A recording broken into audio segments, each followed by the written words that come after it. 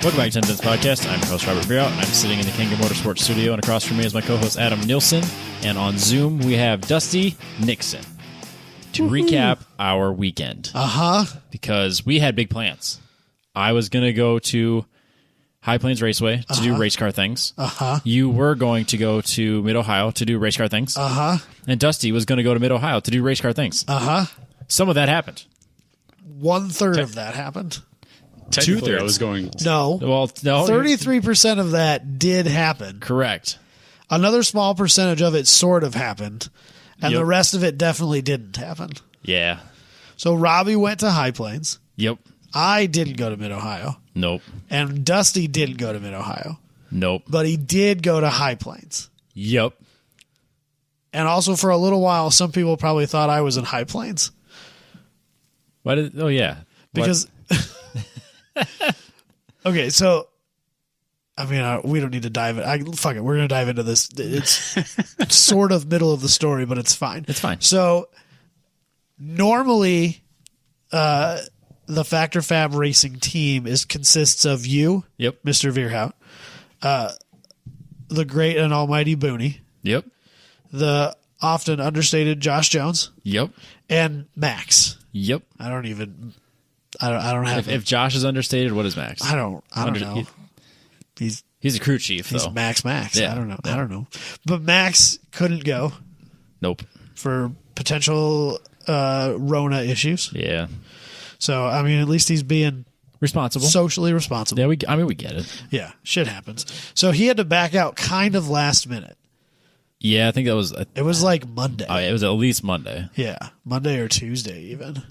Yeah, something like that. Booney and so you're like, fuck, we need now we like literally we need bodies. One crew person is kind of pushing it anyway for what you guys are trying to accomplish, but like no crew person's not gonna work. No, we're screwed. If we... 3 guys who are drivers and also trying to be crew and trying to be serious about it, it's not gonna happen. Not an option. And so having seen it firsthand, that wouldn't work. No, it wouldn't. Straight up, it would not work. Not if you wanted to do well. No, it would take forever to do a pit stop. Yeah. If you were just happy to get seat time in, because like there's some people that go to those budget ones like Lemons and Champ Car. Yeah. Just because it's a relatively affordable way to get an ass load of seat time in. And they don't care where they finish in it. Right. Like the people that were pitted next to us years ago when I went to the Champ Car race with Josh and Ryan and those guys, they had one Hans device amongst the 3 of them. And like, I feel like that's how you make $500 car racing work, because you don't all have to buy a $700 Hans. And I feel like maybe 2 of them were sharing a fire suit as well. Oh, geez. And their pit stops were like 15 or 20 minutes. Cause like the car would pull up and then the 2 who weren't driving would be like, oh, well, I suppose we should get out of our seats. And they'd kind of saunter over. And, so did they not have radios? No. It just showed up. Dude, they were doing a track day that was 8 hours of lapping. It was an 8-hour hot lap day for them. Fair enough. And they would like get up and like, oh well, I suppose one of us should put gas in the car. But if a person's putting gas in the car, someone has to be holding a fire bottle, and it can't be the guy who's driving. Yep. Which means that there's no one getting in the car. And then make sure you put a block behind the tire so it doesn't roll away. Right. And they only had the person who is filling and the person who is holding the fire extinguisher watching the guy filling. They have to be wearing full fire suits. Yep. And they only had 2 full fire suits between the 3 of them. I suddenly feel way better about our kind of long driver change. Our 45-second one. Yeah. So, but anyway, obviously you guys need a crew. Yep. So,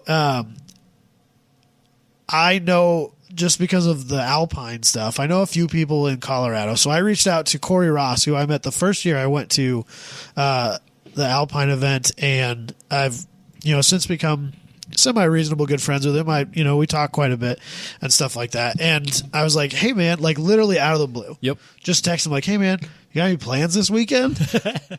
No, not really. What's up? Like, want to be on Robbie's endurance team pit crew? Sure, that sounds great. Like literally that was The whole conversation. across maybe 5 minutes of time. Yeah, I really appreciated that. Truly. And so through the weekend, Corey was sending me some pictures and stuff like that, or he would post pictures on Facebook. Yep. And then since the rest of the people that are in our little group chat are probably not friends with Corey, Yep. I would steal his pictures and send them to the group chat. And for a little while, I think Dalton, Josh, and Ryan kind of seriously thought I had bailed on them and went to Colorado instead. That would have been awesome. That would have made the whole story even better. So, yeah. Yeah. But you There's didn't that. go. No. So basically Sunday night, my wife woke up or Sunday morning, my wife woke up with a sore throat. Yep. And at one point thought she had maybe even lost her sense of taste. Oh, boy. But I think that just turned out to be a poorly prepared pasta meal by us because we're not very good at cooking. You don't exactly overload it with spices. I forgot to add the oregano. Clearly not enough garlic in this one. Anyway. That's a WebMD question. Do I have the Rona or do I just suck at cooking? I don't know. No one's surprised by this. No one who knows me well is surprised by this. His food wasn't spicy enough to taste it? Oh, I got it. We made like chicken Alfredo. You still throw spice in it. Well, so I guess we're going to fucking talk about this. This is a food podcast. Yeah, we don't care about racing. We were walking through the mall in Ames, if you can even call that a mall. It's pretty hard to call it a mall. It's a mall. Right. They have one of the stores is called the Ames Farmers Market. Okay. And it's just like normal farmers market vendors just leave their stuff in there, and then I think they rotate who mans it. And everyone's just got their price on there, and you just keep track of who sold what, right? And then you get paid for it. Kind of like those, you take your turn manning the store. Like that antique brass armadillo thing with all the vendors. Yeah, probably. I got you. So we were walking through the mall one day, and I stopped in there because I was tired of standing around watching Katie shop for tank tops or whatever dumb shit she was looking for, right? Every man on the podcast who's listening to this right now was like, yep, I get it. Here, hold my purse while I try on this tank top. Yeah. And like, I've got a screaming 8-month-old and a bored out of his skull 6-year-old with me. It's like, we're going to go over there, Katie. I'm done with this shit. And so we're walking through there, and somebody had these noodles that you could buy, a whole bunch of different ones that were supposed to have spices and flavors baked into them, right? So I bought it was like garlic and chive Alfredo noodles. Okay. And they're whatever. Yeah. Fettuccine noodles. I don't know. Whatever. I'm not a cook. That doesn't fucking matter. And so then I bought those because that sounds interesting, and I'm like walking through this place like I probably should buy something, right? Yeah, you can't go to a store and not buy something. Well, I can, but not a little like ma and pa thing like that, All the time. I have zero shame about walking through a store and not buying anything. Well, like I can roll into a Spencer's Gifts and not buy anything. Yeah, no, that's one. But like if I'm gonna roll into some little ma and pa thing that probably is just barely paying bills to keep their doors open anyway, like I don't know. Support your local economy, man. I'm so Midwestern that if I use the restroom, I have to buy something. Oh, yeah, dude. That's like at a gas station? Oh, yeah. Yeah, absolutely. I bought something at every place I stopped at today. Yeah. I'm with you on that one. The only place I don't feel like I have to do that is Casey's because I've spent enough money there if I bought gas, I don't have to buy anything inside. Well, and I've spent enough money there over time. And you will again tomorrow. They can let me use their bathroom for free every once in a while. They're still net positive on me flushing that toilet. By like a long shot. Yeah, it's fine. So we made those, and like obviously I'm not going to try and come up with some sauce of my own. So we just bought a jar of sauce. Yeah, and then just used canned chicken because I'm fucking lazy. It happens. And I'm not good at cooking. And it's so fucking hot out that I didn't want to like bake chicken or whatever before I throw it in. It's too much work, Robbie. You're saying to the wrong person, man. I love cooking. I mean, I'm slowly coming around to it, and I'm starting to enjoy it more. I know you grill a lot more. Yeah, I'm starting to do it a lot more than I used to, and I don't hate it. And I'm experimenting with things, but like baby steps, okay? Man, I got so many spices I can introduce you to. No. Yeah, you'll love it. No. If it doesn't come in a little can, I got little cans, little shaker. Yeah, they all got shakers. It's like fine. I'm not gonna like literally the whole section of spices. They all have shakers. We got that. We got that. What was that meal service? HelloFresh that we used. I think you just took the spices and threw it away. No, right? I used them, but like it came with a garlic clove, and like Katie and I were like, I don't know what to do with this. Like, dude, we had to Google how to get it out of the. I remember one time. This is like the first time I used real garlic. It called for like 2 cloves of garlic. Yeah, and I was like, I didn't know what a clove was. So I just put like 2 full things of like 2 full things of garlic. Yeah. In my little like meatloaf or whatever it was. Couldn't even eat it. Just sweating garlic for like a week afterwards. Oh man, I was like, this seems like a lot. Like, how much did you put in? 2 what? 2 cloves. Yeah, like no, you put 2 whole things. You idiot. There's like 8 cloves in each one of those. Yeah, but we like couldn't figure out how to get the cloves out. Oh yeah. And then like, do I peel? How much do I peel? Right? Yeah, chop them. Get a slap chop. Yeah, I don't have one of those. That's the best invention. Slap chop. I do need a slap chop. Yep, slap chopper where it's at. I've slowly been buying more and more stuff. All right. As I go. Okay. Baby steps, Robbie. All right. But then you ate this stuff. So then I ate this stuff, and it wasn't like very good. I'll admit it wasn't the best. That's because it's chicken Alfredo. I mean, you're not wrong. I mean, Jess loves to make that all the time, and I was like, especially if I just use chicken in a can. Like, that's not good. No, Jess will be like, I feel like I'm going to cook tonight. What do you want? And I'll return with it's either not chicken Alfredo or not lasagna or not spaghetti. Because that's what you always make. Those are hardly even cooking. I know. That's why it's like she's like, oh, it's easy. I'll make it real quick. I don't want it again. So we ate that, and it wasn't that good. And then Katie was like, I don't know if that was just not very good or if I'm losing my sense of taste. Is basically what that amounted to. Okay. But anyway. Long story short, story long. Yeah. As we're known to do. She had 2 negative COVID tests. All right. And so like Monday, I'm feeling pretty good about this not being COVID. Yep. And I'll probably be fine. And I'll still get to go to Mid-Ohio. But you did give us a warning in the group chat. I did prep you guys because I was like, if I end up fucking sick on Wednesday and like, I'm going to feel like a dick about it. So I'm going to preface this. Yep. I figured if I got out ahead of it now, then it wouldn't happen. But then I woke up Wednesday with a sore throat. And like, as the day went on, I was starting to feel worse and worse. And I was like, fuck it, guys. I'm out. Like, I'm not going to be miserable. It was supposed to rain all weekend. Yep. I'm not going to be feeling shitty, soaking wet. And potentially make everybody else sick in the process. Like, it's not worth it. That just makes me think of that one Gingerman event in October where it rained the whole time. That picture of me standing in front of the tent, I'm just like, over it.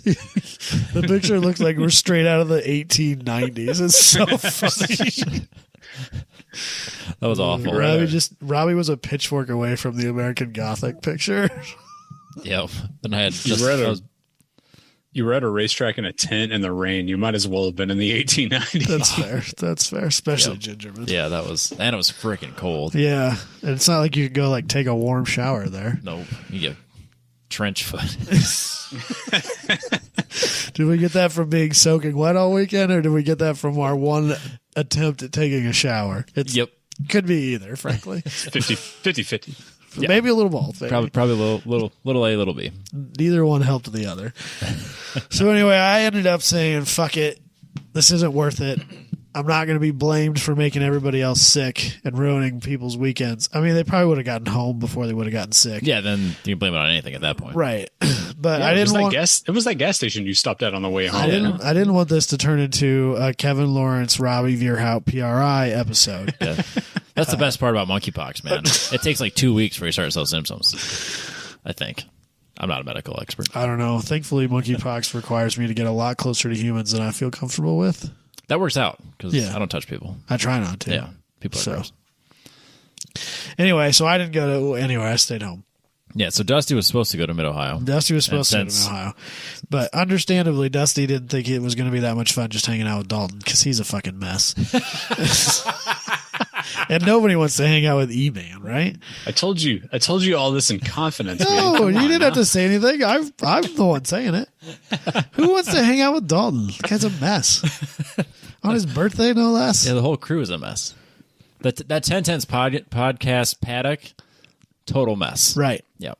Even if none of the hosts are actually there. That's what makes it a mess. Especially. We are the glue that holds that paddock together. Very poorly. We're a glue stick.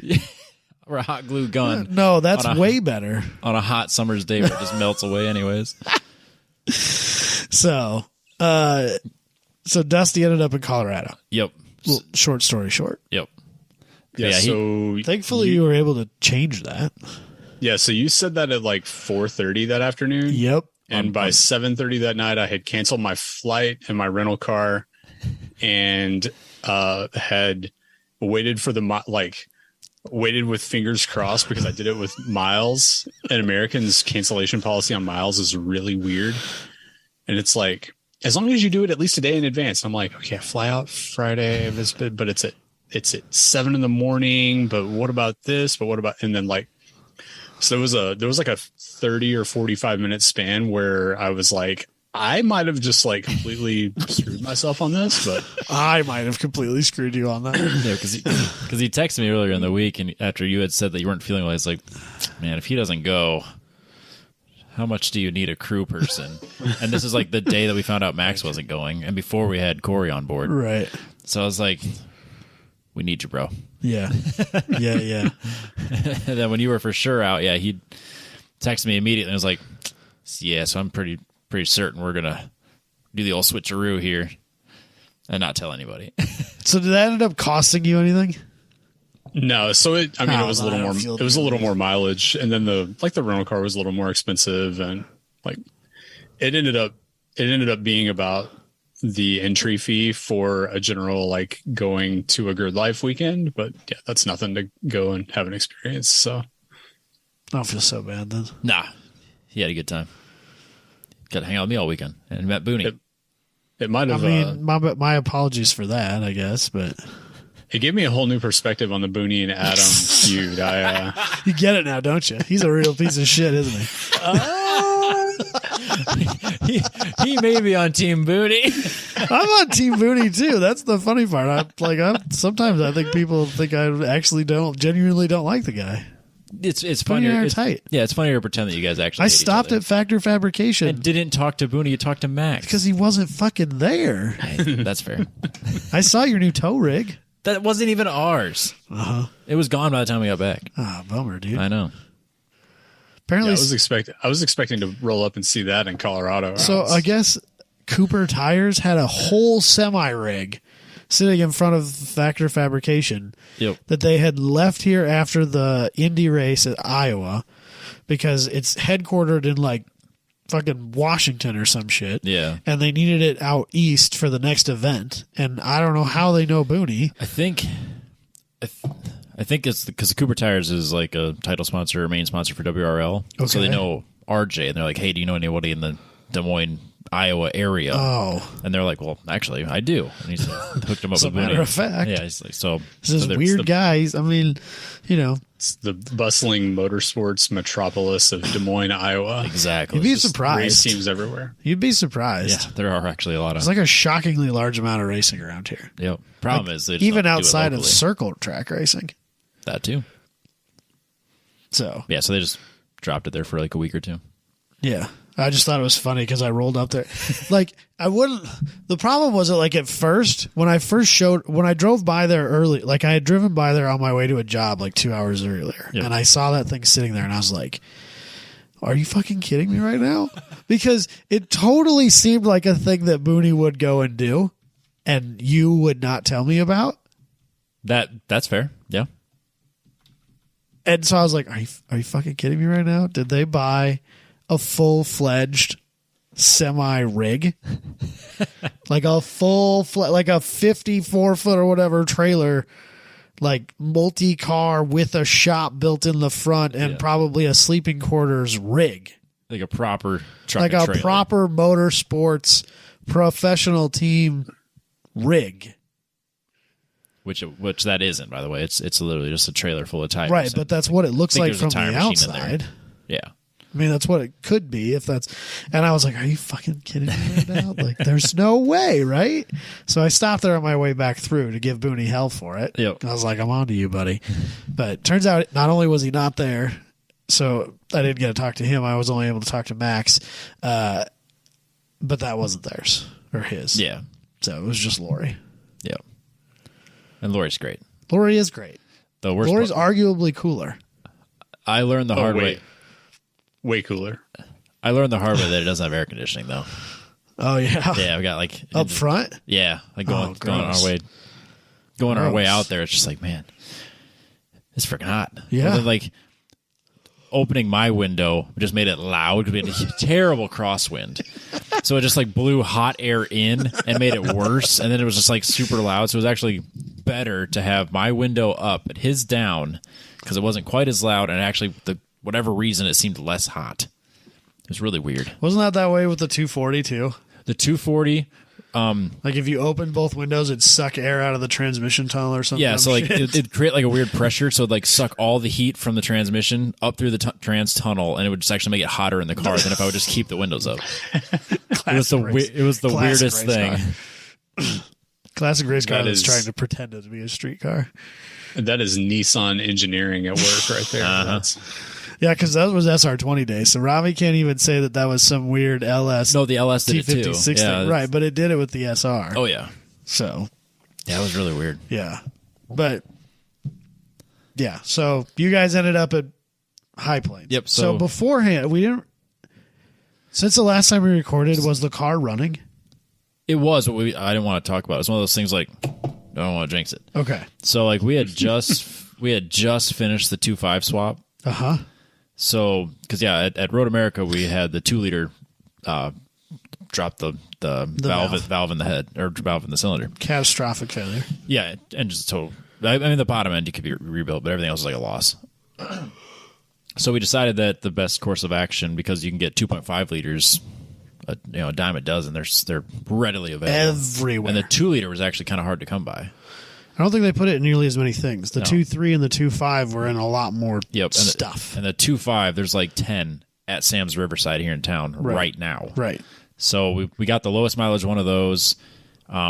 We had to change the front timing cover, had to get some stuff machined on it. So like the way it gets mounted in the car in the Ford Fusion versus the way it gets mounted in the NPO1, you have to machine off a little bit of that casting. And then you also need to machine off a piece that the idler pulley goes on. So I had to get that machined. You had to get creative to get the dry sump to fit on it. Didn't you have some machining to make the pulley that drives the dry sump work and all that? Josh made that was just a key it. Okay. So Josh made like a little jig that kind of lined up perfectly with everything. So you just drilled it out and you put the key in. It was like clockwork, man. It was so good. Cool. So yeah, you just 3D printed it and Nice. it was good. Really shockingly good. So so then did that. It was like one of those things like we would get it all together, because you got to get the tools to time it and you put it all together and like We talked about that. Yeah. I remember talking about that. and then we'd realize, oh fuck, we got to Tear it all apart. Yeah, we got to machine this. Because there's this one thing that doesn't fit. one right? tiny thing that we forgot, so we had to tear it all apart and get more of those washers or Crush washers. crush seals or whatever the hell they are. call them. So like we did that like 4 times or 3 times total by the time it was all fully assembled correctly. And then I got it in the car. And actually, I mean it ran so. You said smooth. that it like ran Shockingly like smooth. annoyingly smooth. Like Unbelievably smooth. It seemed like it was way smoother than the 2-liter. Yeah, because like, so we talked to the tuner and we're like, this is like the same architecture. Do we really have to do anything? He's like, no, it should start. It might not be optimized, and I wouldn't expect it to be perfect, but an MZR is an MZR. It should be okay. So I was like, okay, well, we should be able to limp it to the dyno and then get a proper tune on it. So we fired up and it idled easier. It started faster and it sounded smoother. just like that. There you go. Didn't change a damn thing on what was the locked ECU. There you go. So we took it to the dyno and ran it, and like the power band was perfect, and like it was a little rich at the top end, just like barely, and like we sent it to the tuner. He's like, I mean, if you want to, we could mess with it, but it fell. So like the restricted 2-liter from the Elan Motorsports engine. Yeah, because you guys used to have to run a restrictor plate to get the power you wanted. Because we wanted like right around 170 horsepower. To not have to put a shitload of weight in the car. Yeah. So we had a restrictor to pull it down to 170 horse. I think it was 174. And I was talking to Booney before we head over there. I was like, with the 2.5 with the stock cams, I bet we fall right into that window we're looking for. And we went and did the first pull, 169, 170, 171, done. Back it up. Fucking unbelievable. Put it on the trailer. Let's take it to Colorado, boys. Yep. The only issue was that I'm changing pictures while I'm doing things. So the actual issue was we were just blown away at how good that tune worked on that engine without any real modification. Yeah. So we were just pumped about it. Loaded the car up and got home. Sent the dyno graph to Josh because it was just me and Booney and Josh wasn't there. And we sent it to him. He's like, "That's flatter than we need. It's too flat." It's like it was like I was like, "Yeah, it looks great." And the rules in W.R.L are you can have 1,000 RPM flat at your peak horsepower, plus or minus 3%, before you take a penalty. We were at 1125. And we didn't even notice it until we took the car off the dyno and loaded it back up and we're driving home. God. So we get home and I pull up that because we had Steve send us the file and I pulled up the file and sure enough it was 125 horsepower beyond the limit. We had RPM. RPM. I keep saying You do that like the whole time. Yeah. RPM. You don't make that kind of power anymore, Robbie. I'm aware. So 125 RPM we need to get rid of. So then we get to High Plains, and the first thing we do is we get it on the dyno, and I got all the software. I got the DynoJet software. I got the AEM Infinity software. I got the AEM Tuner software. So I'm talking to Josh Fettis. I'm like, this is all I got to do, right? Just got to pull out my main rev limiter. Just needs to go from I was like 7,200. And I need to drop it down to like 6,850. That's it. It's like, yeah, that should be that easy. So I did that and threw it on the dyno. It was perfect. Jesus Christ. It was perfect, Adam. So yeah, just dropping our certified EFI tuner Robert Vierhoff after service. Tuner. Put it on your LinkedIn, Robbie. Tuner. I want to be like annoyed and upset that it was that easy, but I feel like you've earned it. The rest of this year has been a real kick in the dick. I can't even. I feel like you've earned. I'm going to let it slide. All right. Because everything else is fucking sucks. Karma can not always be a bitch.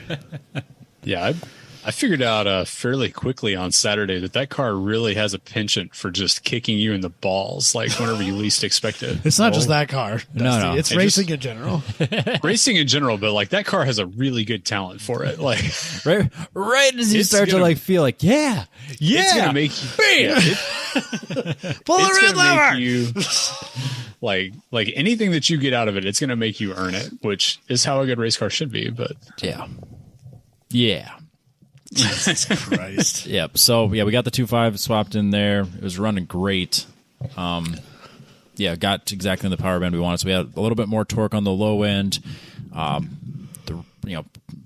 an unrestricted power band that kind of flattened out towards the top. All we had to do was cut off a couple RPM at the end, and which actually was kind of nice because like now our rev limit is a little safer because the MZRs are because it's a throwaway engine. Right. You can jump timing if you're over rev them. And it's so having a limiter a few hundred RPM further back, not a bad thing. Not all bad, no. So you got all that done. Yeah, I've got actually a pretty uneventful drive from Des Moines to High Plains. Driving across Nebraska. I mean, look, it's the Arch. That's it. In Kearney, Nebraska, it's the Arch. It's a museum. Shockingly entertaining museum. If you ever have time. I have been in it. It's actually really good. I have been in it. It's actually a lot of fun. When we went there last year, we stopped there on our way out to Colorado. It's not a bad stop. And it was actually a pretty good time. Kearney, Like it's, if you like, Kearney's a nice town. If you have to, like, if you're driving to Colorado from like Iowa or further east, stopping in Kearney and spending the night and like not doing the some of those worst thing things you've ever done. Yeah, Kearney's nice. It's probably my favorite city in all of Nebraska. How about that, huh? I don't know. I really like Omaha. No, I like doing stuff in Omaha. that's fair. That's not true. You like the zoo. You like the zoo. In And Omaha. there's a children's museum there. Never been. I have no reason to go. Oh, well, you should have a child sometime. No. Yeah, kind of an uneventful drive. I just got up early, drove through Nebraska, made a couple stops, made it to High Plains. Josh was already there, apparently. Yeah, because he pulled what I did last year. And yeah, what we talked about. Went out there early and made it a family vacay. Yep. Smart guy. Very smart. Yeah, because his wife's brother lives like an hour or two from the track. Oh, okay. Probably the Denver area, I would guess then. I believe so. So yeah, they were out there for a few days beforehand. I think they stayed a couple days after. So yeah, he was already out there. We drove out there. And then, so I had a group chat going of like, Factor Fab Racing at High Plains. So we added Corey to it. Uh-huh. And then he fit right in because we were making like... Yeah, he's a cool guy. I like that guy. Inappropriate jokes right off the bat. Perfect. Say dropping C-bombs. Yeah. Whoa, that's a little aggressive, but that's fine. Well, that's I'm like, good with that. So, yeah, because like as soon as I saw him, I knew who he was. I recognized him. I figured you would. I met I figured him. you guys would remember each other. Yep. I just didn't know if you like knew him by name. I did not know him by name before that weekend. I recognized him once I he's saw him. below you because he's a time attacker, and so from your high horse viewing level, It's hard to see down there. Yeah, it's hard to. It's hard to see down there. I get it. Just HPDing around, and I'm all the way up there, man. I don't even know. It's hard to get off that pedestal, Adam. Mr. Prototype, brother. Anyway, I prefer to be Mr. Arrive and Drive. Thank you. Except that you didn't arrive and drive. You took the car with you. Actually, my next two races might be Arrive and Drive because they're so far away, and I don't have the time. Right. But yeah, so we got there Thursday night, got the car unloaded, got on the dyno, got everything sorted for the what's going to be Friday. Just a test day Friday? Friday is qualifying, and so it's they don't do like a qualifying session. It's like an HPD all day. So it's like 40 minutes of air quote qualifying, 40 minutes of HPD, and you can buy an HPD or they have just random people that'll use it as just a day. Okay. So then it's all day, 40-minute sessions. So you have all day to set your qualifying time. Low pressure type stuff. Gotcha. And then it basically makes you set a qualifying time with other cars on the track. It's not like a dedicated session for your class or anything like that. Yep. It's not as good as time attack. It's basically a time attack day is what I'm telling you. Oh, so it's the best day of the weekend. Got it. We'll go with that, sure. People are going to think we're dead serious about this. No, because we're sitting here and giggle about it the whole time. As long as we don't talk about Sunday Cup and time attack, everything will be okay. No, we're not touching that one. I will. It don't bother me any. But yeah, so Wednesday, we knew we had Corey on board. Uh-huh. And we were trying to find someone else because like 4 people could probably do it, but it's going to suck. You need 5 people for a proper pit stop. I agree. Ideally 6. But we reached out to everybody we knew that could potentially do it, and it was Corey. I reached out to one other person who's not a grid life related person, but a person I know automotively in Colorado, and he left me on red. So, man, I don't know what I did to that guy. That's what you get for trying to reach across to people who aren't involved in grid life, really, is what that amounts to for me. That is true. Yeah. So when you said you were out, he immediately messaged me and said, I'm in. So about that cruise spot. And I was like, yeah, no, we need you. That was at like 4:00 in the afternoon at that point too. Yep.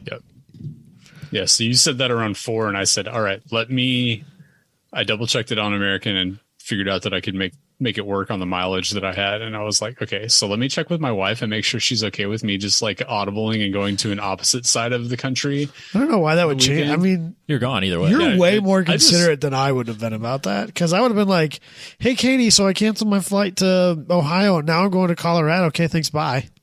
I would not have asked her if she was upset, if she would be upset by me changing those plans.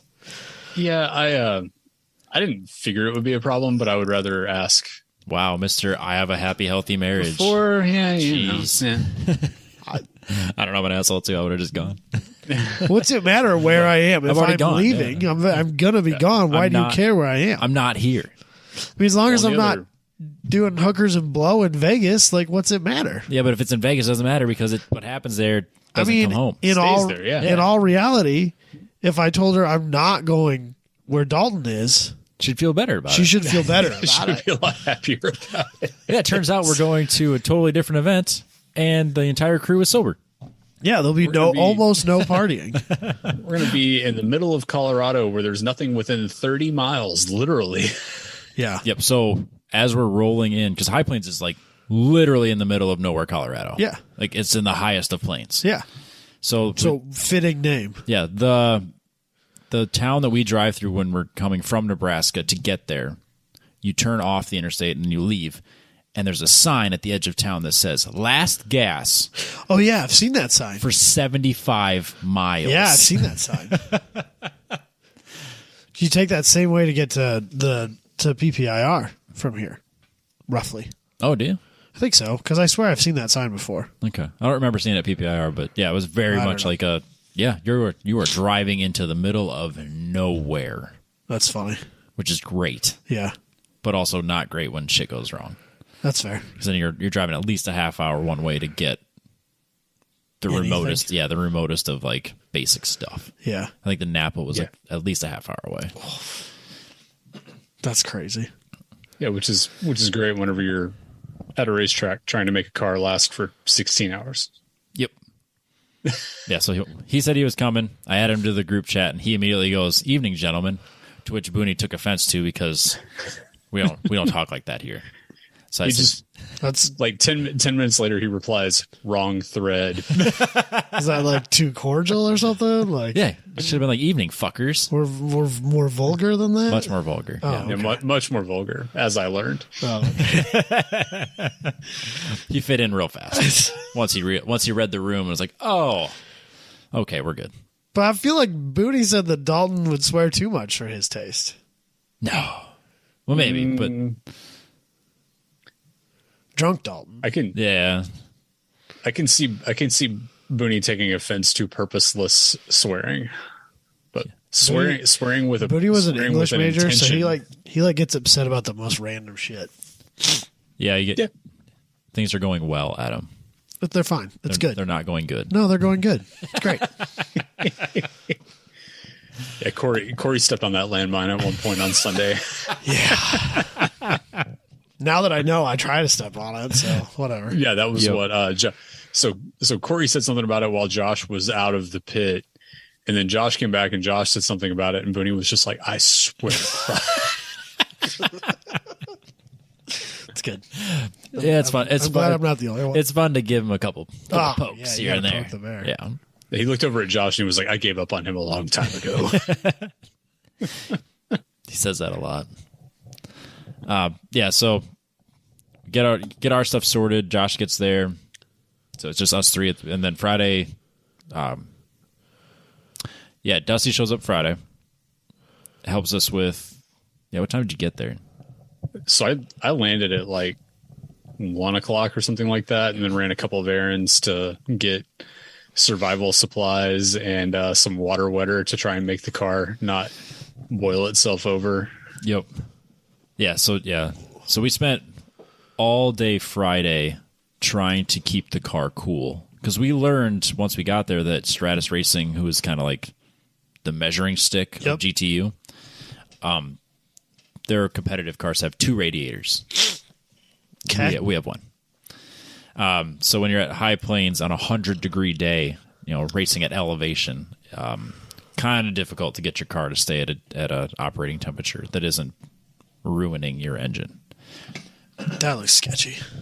So we went out. I'm gonna go blow my nose. You just talk amongst yourselves. I have Dusty. I don't need you. I'll be right back. Yeah, this is just like when you dropped me on that one call. I just talked to Dusty. So we go out for our first session, and it's in the morning, so it's cool enough that we're at. I think we're at like 220 something. We're like okay, we're sitting okay.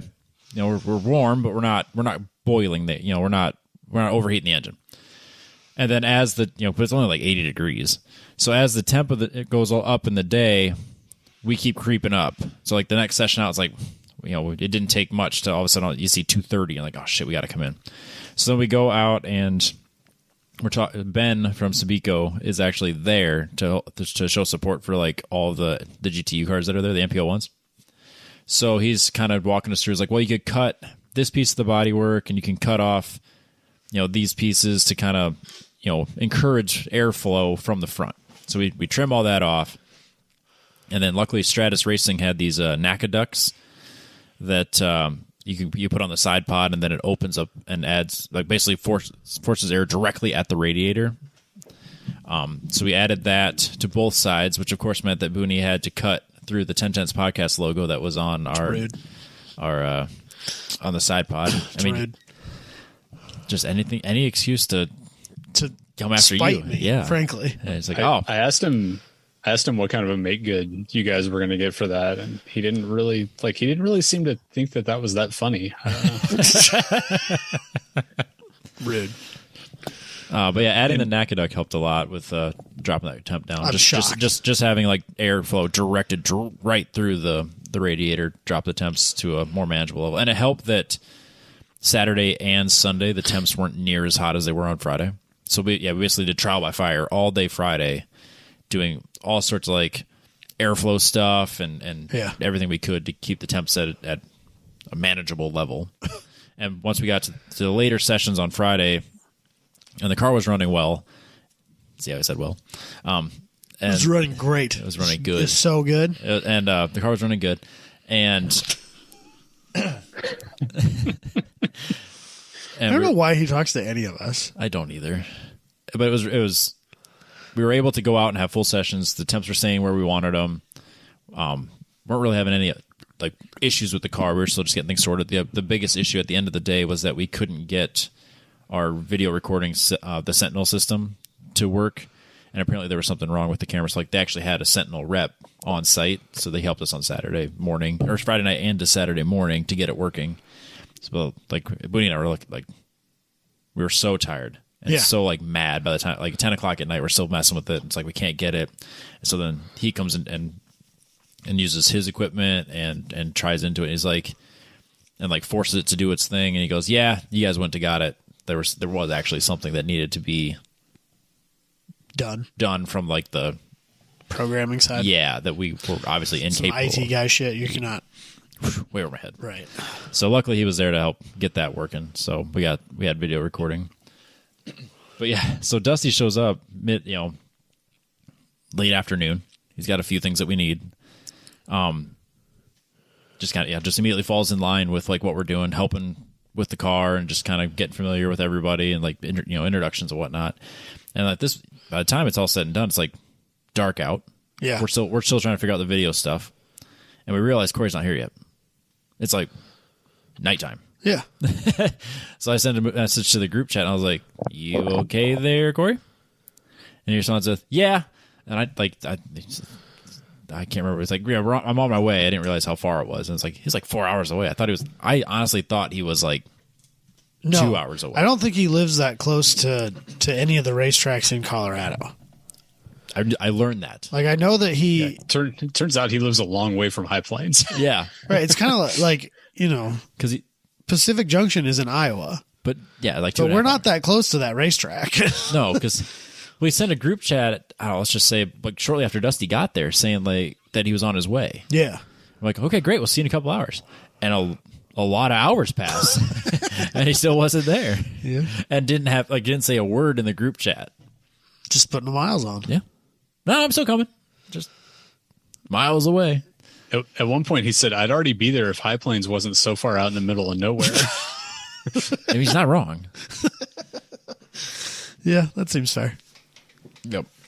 I think that was the latest we stayed up the whole weekend. Oh, well, look at you. Went to bed like 10 o'clock. Fucking squares. I didn't even know you were allowed to go to bed till at least What? like 11:30 or midnight. What's funny is that the W.R.L. paddock and the G Grid Life paddock are so opposite ends of the spectrum. Absolutely. It's like unbelievable. Yeah. So like even at High Plains, I thought it'd be a little bit more middle ground just because we are literally a half hour away from the closest hotel. Turns out people will still drive that far to go stay at a hotel versus staying at the track. Yep. That's dumb. They thought it was lots of people. Many people thought it was all of them? almost all of them. Many people thought it was weird that we were all just like sleeping in the back of that of Lori and that we're just staying at the track. You're sleeping in there? Yeah. But there's a hotel like right over there. No, it's not. It's not right over there. That's a half hour I'm losing sleep both ways. That's an hour. It's a full hour of time I could have been sleeping. That's just time wasted. Yeah. It's inefficient. That's what I said.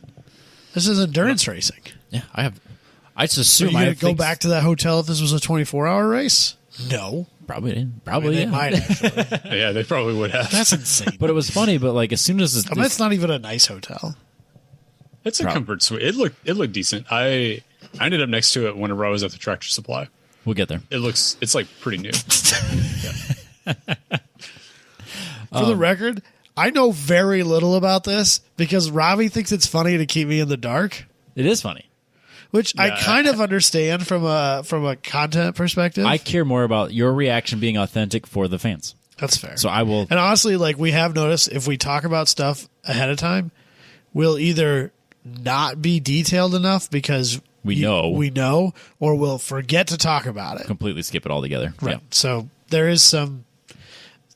Robbie and I are less good friends because of this podcast. Yeah, I will. If I have something to say to you that I'm willing to share publicly, I won't tell you until I have to share it publicly. Right. There were even questions asked to you that you were like, I can't answer that right now. Nope. You have to wait till the show. I'll talk to you on Thursday. Yeah. Now being a veteran of this experience, it's just kind of fun too. Yeah, it's like I know something you don't know. Right. I know. That's just like me stealing Corey's pictures and sending them to the group chat, pretending like I was in Colorado. Like, yeah, it's kind of funny. And also me refusing to do a selfie while in Colorado to prove to the Ohio guys that I wasn't there. Because honestly, like most of the day Friday, I still wasn't sure what Dusty ended up doing. Yep. And he sent us a picture at the Denver airport, but I was trying to for some reason that was at DFW of the flight going to Denver leaving. Oh. And E-Man was like, nah, I don't believe him. Well, because at one point, I swear I remember you saying that you had a connecting flight through Denver to get to Ohio anyway. No, there was no. So having heard the horror stories of everybody that I've heard flying for the past like 6 months, there was no way I was doing a connecting flight going anywhere. So Smart. I know, but like it's Denver. No. He's flying out of the worst airport in the entire country. It's not in Ohio. Calm down. DFW is the worst. I had nothing but good things to say about DFW. Nope. Yeah, When I was there. having tried to fly out of Denver airport at 6 o'clock in the morning, I love DFW by comparison. Holy crap. Maybe what a flying mess. in and out of it That's is a problem, but I flew through it and it was fine. No, I've had nothing but bad experiences. For whatever reason, DFW is the one that always gave me problems. My connector was there last time I flew, and that was fine. I've chosen. Yeah, if you have a connecting flight, you're for sure going to land in D and need to get to A, and it's going to be like 20 minutes. But I knew that ahead of time, and so I knew I had to find the tram and get on the tram. It wasn't any big deal. And I thought it was kind of cool. Nope. I'm a nerd like that, though. I love that stuff. I thought that thing was rad. I have chosen flights that go the complete other direction to put me at a different connection so I don't have to go to DFW. I know, after my terrible you guys experience. cost me a bunch of extra money when we flew to Vegas because Michael refused to have connecting flights anywhere. It's the cheapest flight from Des Moines to Vegas is on Thursday night because it's Allegiant and it's a direct flight. It wasn't the cheapest flight. It's the most convenient. That's not the same thing, Robbie. Those are two wildly different, often hugely different things. It was still super cheap. You pay for convenience, Robbie. It was cheap though because it's a flight that does it every Thursday night and comes back every Sunday. Didn't it's like we not perfect. fly on Allegiant though? Or Spirit? I don't know. It was one. No, Allegiant is definitely the one that had the direct flight, but I feel like we ended up on a more expensive flight somewhere else. No, I don't think so. Because Michael, rest in peace, was being difficult about it. Say, let's not speak ill of the dead. I don't. Not that trip. I'm pretty sure because it's That's the only one we flown. Vegas is super cheap. I don't know. I just feel like there was because it cost me like almost $500 round trip, and I was like, "This is fucking ridiculous." So I swear there was like a connector flight that was half as much or some bullshit. There's definitely no way we connected for less than that. I don't know. I remember it being absurd. No, it was fine. It was not that bad. I don't know. But anyways, yeah. So Dusty didn't tell the entire group that he was going to Denver. He just posted the picture. Right, and so like most of the day Friday, because let's be real here, everyone remembers the whole NPO1 debacle. So like it wouldn't. How long did I hold out before telling everybody what was going on? Like 2 weeks? So you want to know a secret? Yes. I knew. Do you want to know how I knew? I don't remember. Because weeks before, when you were kind of talking about that there being a thing, yes, but you weren't like the joke hadn't ramped up yet. It's true. It had. But you were being a little bit coy about it to me privately. But certainly nothing public. Yes. And I don't even know that plan had formed in your head yet. It hadn't. When I was sitting here waiting for a show to start and you were opening folders and stuff like that, you had an NPO1 cost and price sheet I saw in my drive. And so then I was like, oh, so they're like seriously looking at an NPO1. And so then like a few of the other clues you gave me, not knowing that I had seen those things. Yep. I knew you were getting it. Fair enough. Ahead of time. Well, I appreciate you played along as long as you did. Because no one else knew. I wasn't going to ruin the bit. No, I'm not that guy. But anyway, it wouldn't surprise me if, or at the point that we were at on Friday, I wouldn't have been that surprised if Robbie was taking pictures of things going on at the racetrack and then sending them to Dusty, and then Dusty sending those to our group chat and pretending like he took them when he was actually on his way to Ohio anyway. That he would just roll into mid-Ohio at like 8 o'clock in the evening and be like, oh, hey, what's up, dudes?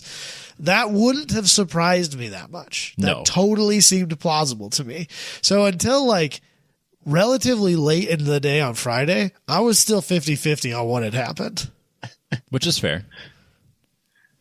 And then at some point, at some point later in the evening on Friday, I also realized, because we still hadn't had a confirmation on what had happened, that there was the possibility that Dusty did show up at Mid-Ohio, but that everybody was so drunk that nobody bothered to tell me. Yep. And so that so Saturday morning came around, and I was like, there's still a small portion of me that thinks he might actually be there. And nobody told me because everyone was too drunk to say anything about it. And it slipped their minds. Yep. Yeah. But then eventually I came around to understanding that that's definitely not the case. Yeah, which I think I put an Instagram story up Saturday morning. Yep. I think that's what it was. I saw an Instagram story. Like Ryan sent a screenshot of it in the group chat or something. Yeah. Because at that point it was like, okay, that's too far. Like there's no way that he's posting Instagram stories of his fake trip. It's not like he's pretending he went to Australia or something like that, you know. Yeah, it's just kangaroos, baby. Yeah, that's all it was. Yeah, so which I felt weird because I don't ever post things about cars that I'm not driving, so it was kind of a like, oh yeah, I'm a crew guy this week. Did anybody else say anything like, oh, I can't believe you're getting a chance to drive that, or anything to you like privately? You know, I mean, I know in stories, you know, you send if you respond to a story, it just goes to that person's private messages, so I never get to see all the juicy details. Which I think I put on there, like trying out something different being a crew guy this week for Factor Fab. So Okay. Like I wanted to make sure that whatever I posted first, I was like up front that no, I'm not driving that because I'm scared of it. It's awesome, isn't it? I let him. That's the first thing that once he got there, I was like, "You should sit in it." It's really cool, isn't it? Nope. It's I looked so at him and neat. I said this. I said I don't need to sit in that for the same reason that I didn't need to drive that V8 swapped 350Z at the track night, because screw you, you're a heroin dealer. I don't want any part of it. Sitting in it's not that dangerous. So yeah, sitting in it was quite cool. I told him the only thing I could compare it to was I sat in an NHRA funny car. Oh yeah, there you go. We did a trade show and we had to move it from like outside to inside to where our booth setup was, and they were like, "All right, who's skinny?" Okay, I'm skinny, and so I hop in there, and yeah, that was like the closest thing I've ever felt to that. Like just overall, yeah, just boyish excitement. Yeah, so race car. It's pretty wild, isn't it? Just looking at it and seeing the way that everything's designed, and like especially once the bodywork's all on it, and you can see the way that like the negative space in the front end is designed to channel air around the outside of it and up over the wing and stuff like that. It's so cool to see it. Like I realize that it's miles down scale from like a full-fledged like LMP a DPI car. Yeah. But like it's so cool to see something that's really truly purpose-built race car and not just a street car or even a race car that they made into a street car and then somebody else took it and turned it back into a race car, right. or a street car that we're just trying to pretend is a race car. Like this is out of the box designed with no reason to be streetable. So whenever you're coming to High Plains from the west, you top a hill and boom, there's the track. Yeah. And it's like a downhill sweeping turn. And I top the hill and one of the Stratus cars is just barreling down that hill into that corner. And I'm like, oh, that's an MP01. Fuck. Holy shit. They're so cool. I was like, okay. In this like second and a half that I saw that car do that, it's like, okay, I understand why they drive, like why that was the thing that they wanted, because seeing that on track was like, yeah, that is an endurance racing car. Well, it wasn't built as an endurance racing car, but like that is the way for a group of guys to go and have the experience of a full on prototype racing car. So we need to take this thing to Cars and Coffees and stuff. Just like blow people's minds. Yeah. Build some fan base locally around it for you guys. Well, we got featured in the latest DMVR drifting again. So all 6 people can see it? There's more than that. Yeah, but 6 people that didn't already know about it? Oh, that's fair. Yeah. So yeah, we need to bring it to like Cars and Coffee events and stuff like that every once in a while. Yeah, I'll talk Maybe about now if you guys are working on it less often. Maybe after the season's over, which well, means I mean, also like, Cars Coffees is over. I mean, hopefully you guys will smooth out a little bit. Yeah, but I mean, we're already ready for prep for VIR, right? Followed by prep for Sebring. So like you could take it to a Cars and Coffee now. It wouldn't be a month ago. It would have been a lot less interesting at a Cars and Coffee. True story. But yeah, we should take it to stuff like take it out into the world and let people share in the joy and ridiculousness that is. It's awesomeness. We need to fix our sticker first, though. Yeah, we gotta get new stickers on there. It's rude because the Knockaducks are covering it. It's rude. Now we're just tense oddcast, which is, I mean, not totally. The oddcast fits. You need a couple. I mean, it's not the worst thing. It's just missing the D. Yep. So got that sorted. Saturday morning's race starts at 9, so it's 9 to 5. 9 to 5. Yep. And then work day. Sunday's an 8 to 4. So we can for some people. Some people, yeah. 9 to 5. That's hilarious. Who gets to sleep in that late? That's ridiculous. Yeah, right. Dusty. That's like half the day wasted. Dusty. I'm 8:30 to 5:30. It's totally different. You get an hour for lunch? Yeah. Oh my god, what a fucking. That's nice. That's amazing. I don't ever take it, but Like I don't know. He takes an hour and a half for your information. Yeah. Yeah. Salary. Yeah. Yeah. So we got, I think we were on track probably just shy of 3 hours. No, 2 hours on Friday. By the time, like we'd go out, put some laps in. So you're feeling pretty comfortable. You've lulled yourself into a false sense of security. No, for Saturday. No, definitely not yet. So I had done like 2 hours of like Assetto Corsa practice just to kind of get a feel for the track. Obviously, it's apples and oranges. I'm fully aware, right? But at least gives me an idea of what kind of know. Like, oh, I'd go left next. Yes, this turn leads to this turn. This is off camber. This is downhill. Just an idea, so that when I get there, it's not completely from scratch. Right. Which did help a lot. So I didn't have to learn the track. I had to learn the reality of the track. But we spent all day on and off track just finding ways to get heat out. What do you practice on Assetto Corsa with? There's a Praga R1. That seems somewhat very reasonable. similar. It'd be a 200 and something horsepower prototype. So it's car. probably fast, straight line faster, but it's not too far off. So our racing times were right around the 2-minute 2 to 2-minute 3 second laps. Okay. The Praga R1 on Assetto Corsa, I was doing like 1:48. Oh, damn. But it's a carbon fiber, 200 something horsepower. Yeah, I know what a Praga R1 is. Yeah, so it's similar to an NPO1, but obviously much faster. Right. So that's double the cost too, but yeah, it at least almost triple. Yeah. So that's what I used. But anytime that I do any practice, that's what I use. That car. I figured that you had some weird little. And if I do anything on iRacing, I'll just use the LMP2 car. Okay. So again, way faster. Similar, yeah. But it's better to learn. It's better than a TDI Jetta. Yeah, it's better to learn it faster, so that when I'm in a slower car, this feels so relaxing. I have more time. Right. But yeah, so we spent all day Friday just figuring ways to get heat out of the car, optimizing the airflow through the radiator, getting it so that the car wasn't overheating, and we were pretty successful at that. We had advice from Stratus Racing, who are, for being our direct competitors, are extremely open. So we were paddocked right next to them. So like their head mechanic, we'd be like bouncing stuff off of them, like, hey, what would you suggest? Or like Ben from Sabico, who was there to support all the teams, he was like, you could do this, this, this, and this. And so like we always had suggestions from either a team or Ben on what to do. How many were there this weekend? So Stratus had two cars running, us, and then 9-4 Racing was there. So just four of them. There were just four of us. Okay. So not Stratus had their third car there, but it wasn't running.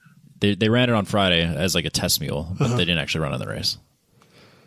Yeah, and that car's got the Evo bodywork, and you don't, right? Yep, that car's a lot more developed than ours. Their is cars, too. I should say. Their cars. Yeah, they have three. Yeah, they have three cars with varying different. So like the test car that they had on Friday is a single radiator car, and then the two cars that they were racing both had double radiators and a totally different front. Like the front splitter is totally different. Yeah, there's like a carbon fiber, way bigger diffuser out the back and stuff like that. The diffuser is slightly different, but not remarkably different. Oh, okay. I thought it looked quite a bit different. Before every race, either the splitter is vastly different than just a flat splitter. Like vastly it is better. Basically two giant tunnels. Oh, okay. It's very good. Yeah. But some of their drivers, and then as well as like the owner, and then like they're very open. So like before every event, they'll give out their notes about passing.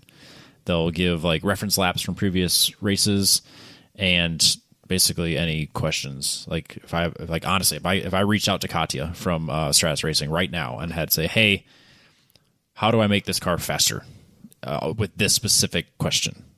Oh, we did this, and this. Like they couldn't be more open about the stuff that they have learned over the last handful of years. That's so cool, though. It's because they could very easily. They could hold it tight to the chest and not tell us.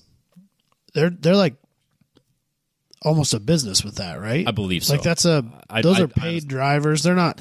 I think so. They had two cars, and I only know a couple of the drivers. Are they this? as far as you know so far, have they been the same drivers? Only I believe it's only for one car. I'm gonna have them on the show here in the next few weeks because Charlie, they're one of their dedicated drivers. He's been awesome. Like he actually listens to the show, which is crazy. Sorry. Yeah, I know. My condolences to him.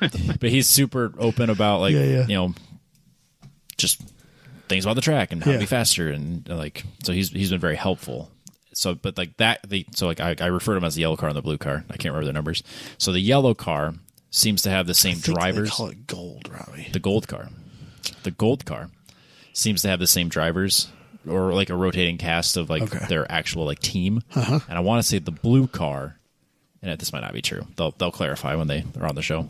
I don't want to dig too much into their business plan if that's what they're doing. Either, yeah, and I want to say the other car has customers, for lack of a better term. Yeah, paid drivers, and that might not be true either. I'm not sure, but I think that's the case.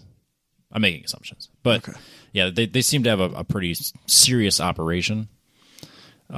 So yeah, the fact that someone that's taking this that seriously, but they also want this class to grow. They want this to be 5-10 cars at every event, so that when whoever's winning that isn't just winning against 2 cars. You're not guaranteed a podium position. Yeah, they're beating 9 other cars to get that trophy. Right. So yeah, I don't know. They're the type of people that want the competition because it makes them better. Well, and that's what they're there for. Right. They're not there for lapping days like those people at Champ Car. No, they want to race to the last lap. Yep, and they want to earn it, and they want to race. They're there to compete, Yes. not to drive. Exactly. Which is fine. Yeah. As long as they're doing it cleanly. Yeah, and I don't think that the W.R.L has a reputation of being a bunch of dirty racing. no, you learn real fast which cars to kind of give a little more room. Yeah. So I mean, there's always like So no, there was no in NOLA. There was a couple of cars that right away I'm like, I'm gonna give you a little extra space, but in general, no, it's not a problem. Yeah. And High Plains, it really wasn't a problem. The drivers' meeting, it was very clear and upfront that this is a no contact event, and if there is contact, you'll get a warning, and then if we have to warn you again, then you're probably not going to be driving anymore. And that was like just point blank. That's how it goes. So Good. Yeah, it was good. So, all right, now to the Saturday. Let's go racing. Yep, actual racing. So, Booney has felt awful about Road America since it happened. Good. Because jeez. Because I helped a lot to get the car prepped. Absolutely. Both over the winter before NOLA and then ever since NOLA to get it ready for Road America. It's literally living in your garage. Well, it wasn't before Road America, right? But it has ever since. But obviously I take an active interest in this team. It is a very just like everything you've ever done since ever. Yeah, it's kind of like my first priority. So just ask his wife. Yep. NPO1, Factor Fab Racing, dogs. No. Then my 350Z, then my dogs, and then somewhere down there's my wife. Truck, trailer.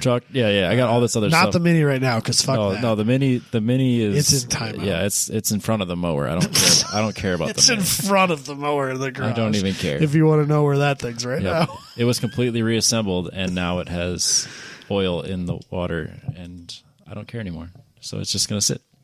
Something is broken that I couldn't find. That's fair.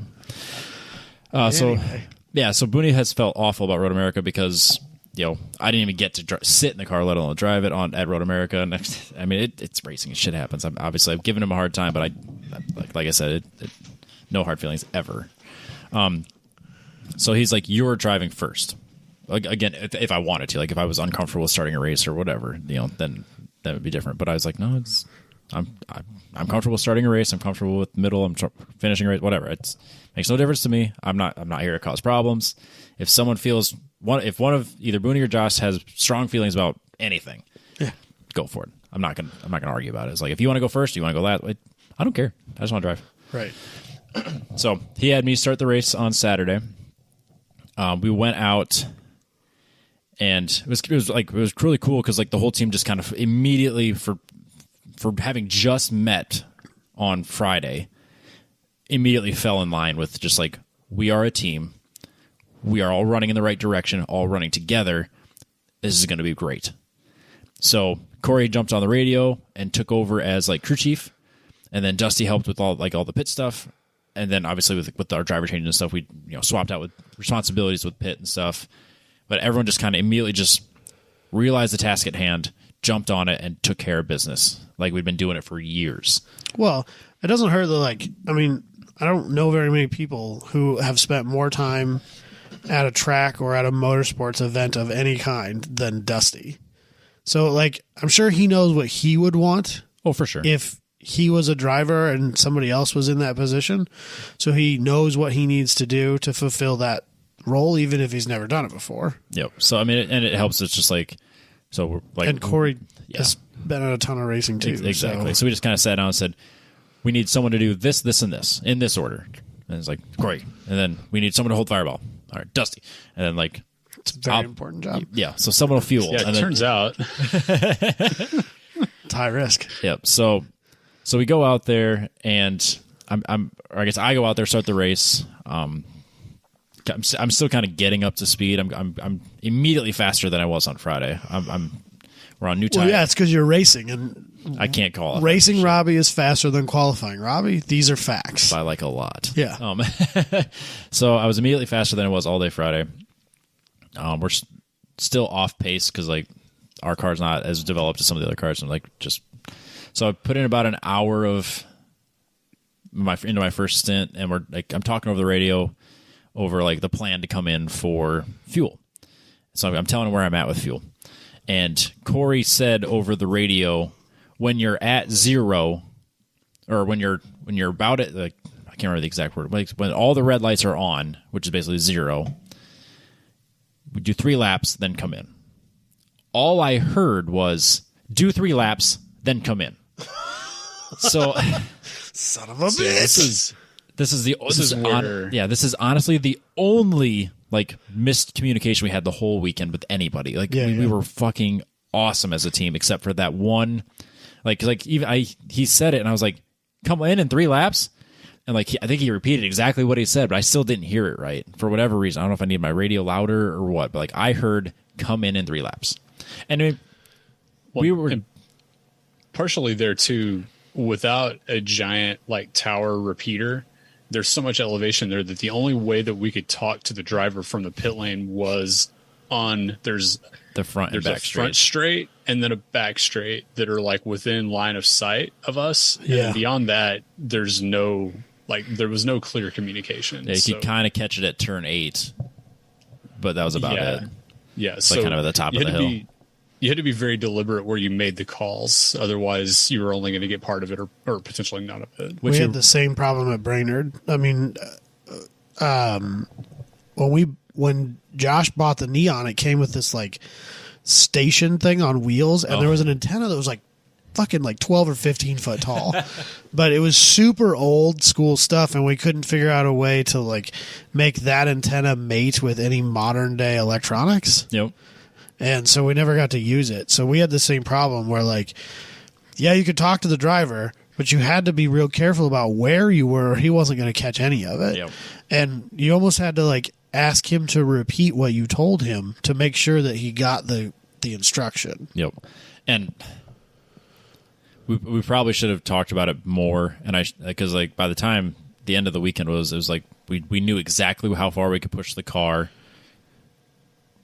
for the fuel level before we had to come in. And on that first stint, I still wasn't sure of it. So when he said come in 3 laps, I was like, okay, well, we better be conservative then. Because I probably had a couple gallons left still in the tank. So I could have gone for a while yet. Right. Yeah, it seems like you were probably at 1.5. Yeah, so you came in at that point. How much does that car hold again? 10.5. 10.5. So I wasn't remarkably off from where we were going to come in at, but it was still early. Yeah, it was over an hour, which we were targeting an hour and 15, something like that. Yeah, so okay. It kind of felt around the right times when he said, anyways, miscommunication. So I came in, I was about to come in. I was like, okay, I'm going to come in on this lap. And he's like, oh, no, we're not ready, which is But you told me to What come do you mean in. you're not ready? You told me You to fucking come told in. me to go 3 laps. 3 laps, guys. Come on. I was like, it's been 3 laps. So then they get ready. So then I come in and we do the pit stop, and it's like executed great until it's not. So this is where the weekend gets super not exciting and fun. Well, I mean, it's pretty fucking exciting. It got exciting. It's so exciting. So I'm sitting there, car off. Booney is fueling. So you're not driver changing. No, our plan was to go 2-3-2 basically for stints. Okay. Yeah, because the original plan was 2-2-3. If we could get the first 4 stints to make it so that the last person can do 3. Okay. So I come in for the end of my first stint. I'm still in the car. Josh is checking on me to make sure swapping out the cool suit system that Don made us, which worked great, by the way. Nice. Yeah, it's fucking amazing. And then also to see if I needed my drink bottle replenished. Oh, so there is a drink system in this car. Yeah, I only drink it in my pit stops. I don't have it in my mouth during a race. I just wait till I stop and then I drink, and then I don't know. I treat it like a marathon, whereas like I only drink at like set points. I don't drink. So I assume just water. It's just water. Okay. I mean, I could put sparkling water in it. No, you don't want to put dumb shit in there because you'll never get it clean and then it molds or whatever, you know? Yeah, so it's just like a drink bottle with a little hose. So like, yeah, when they're fueling, then that's when I drink. Okay. With some plebe water in it, as I learned it's Tap water. Plebe water? Tap. Yeah, that's what Booney calls it. Yeah, I was going to say, that was a booty statement. I asked him at one point if my little Dasani bottle, I said, "This isn't yours, is it?" And he was supremely offended. He said, Good. Still water? You think I'm drinking still water? I don't get it. But yeah, so Dusty's on the fire bottle. Corey's still on the other side to hand over fuel and just kind of help. And then,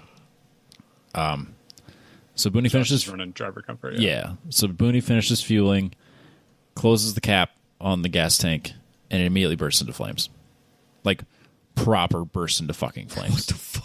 Like, so you fill on the driver's side or the passenger side if yeah, it were a real car? Driver's side. Driver's side. Okay.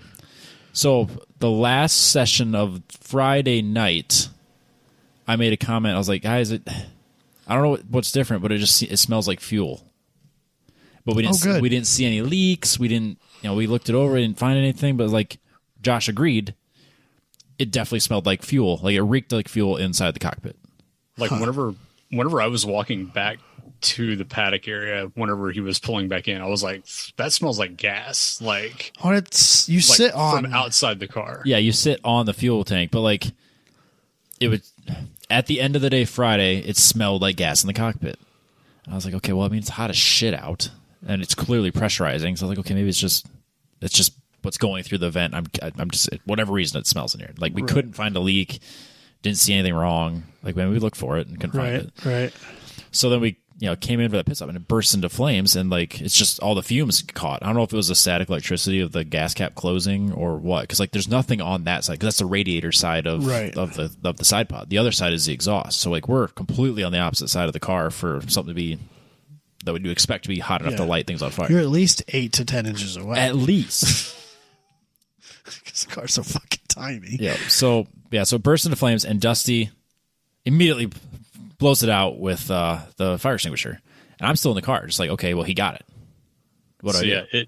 It lit, and it was just on the bodywork because the car has like a probably 10-inch ledge. Yeah, on the outside of it. Yeah, you drive in the center. Whenever he was filling it, like some coughed back out whenever it was full, and it immediately like goes up is like right after he put the cap on. Pause for a second to make sure that I'm seeing fire before I dump a fire extinguisher on it so I don't look like a total idiot. You did what? Yeah. So hit it. It goes out. Okay. And then it lights back up. Oh. So Jesus. hit it again from the outside. It goes back out. It lights again. And this is when Corey yells, "Get out, get out." Yeah. And this is where I'm like, do I pull the fire extinguisher or do I just get out? And so I had like that second of like, nah, Dusty's got it, and I egressed fast as shit, only to realize that you practiced that, right? but only to realize my cool suit's still attached. Yep. That was a problem that we realized as well. Which is fine. I got it, but it was they make like they're one-time use if you break them, but they make like easy disconnect connections. There was that car, the Miata at Hallett here, like last year or the year before, that burned to the ground back practically, and he posted a video of it, and you can see him. He spent struggling like 5 or 6 seconds having to he had to turn around basically and go back. Yep, that's exactly to disconnect his cool suit, and the car is engulfed in flames at this point. And everybody went, "Oh fuck!" Like maybe I need at to that rethink point, this. I would have just brought the cool system with me. Yeah, like I would have just fucking yanked it. Yours is a different situation. It's an absolutely different system. I'm aware. Right. So like, I knew that it was no longer currently engulfed in flames. Right. Which is why I was like, okay, well, all right, we're fine now. But yeah, he went through like the whole fire extinguisher. I think at one point I sprayed it in the Nakaduct on the side, and then Josh was behind the car and saw fire underneath the bodywork, so I came around the back and sprayed it underneath the bodywork as well, like from the very back of the car. And at one point I'm looking around and going, does anyone else here have a fire extinguisher? Because there can't be much left in this thing, and this car is still on freaking fire. We learned after that everyone has the bare minimum of fire extinguishers. Yeah, everybody's going there planning to not be on fire, it turns out. That's a terrible way to plan. Yeah, so I'll kind of jump around a little bit. So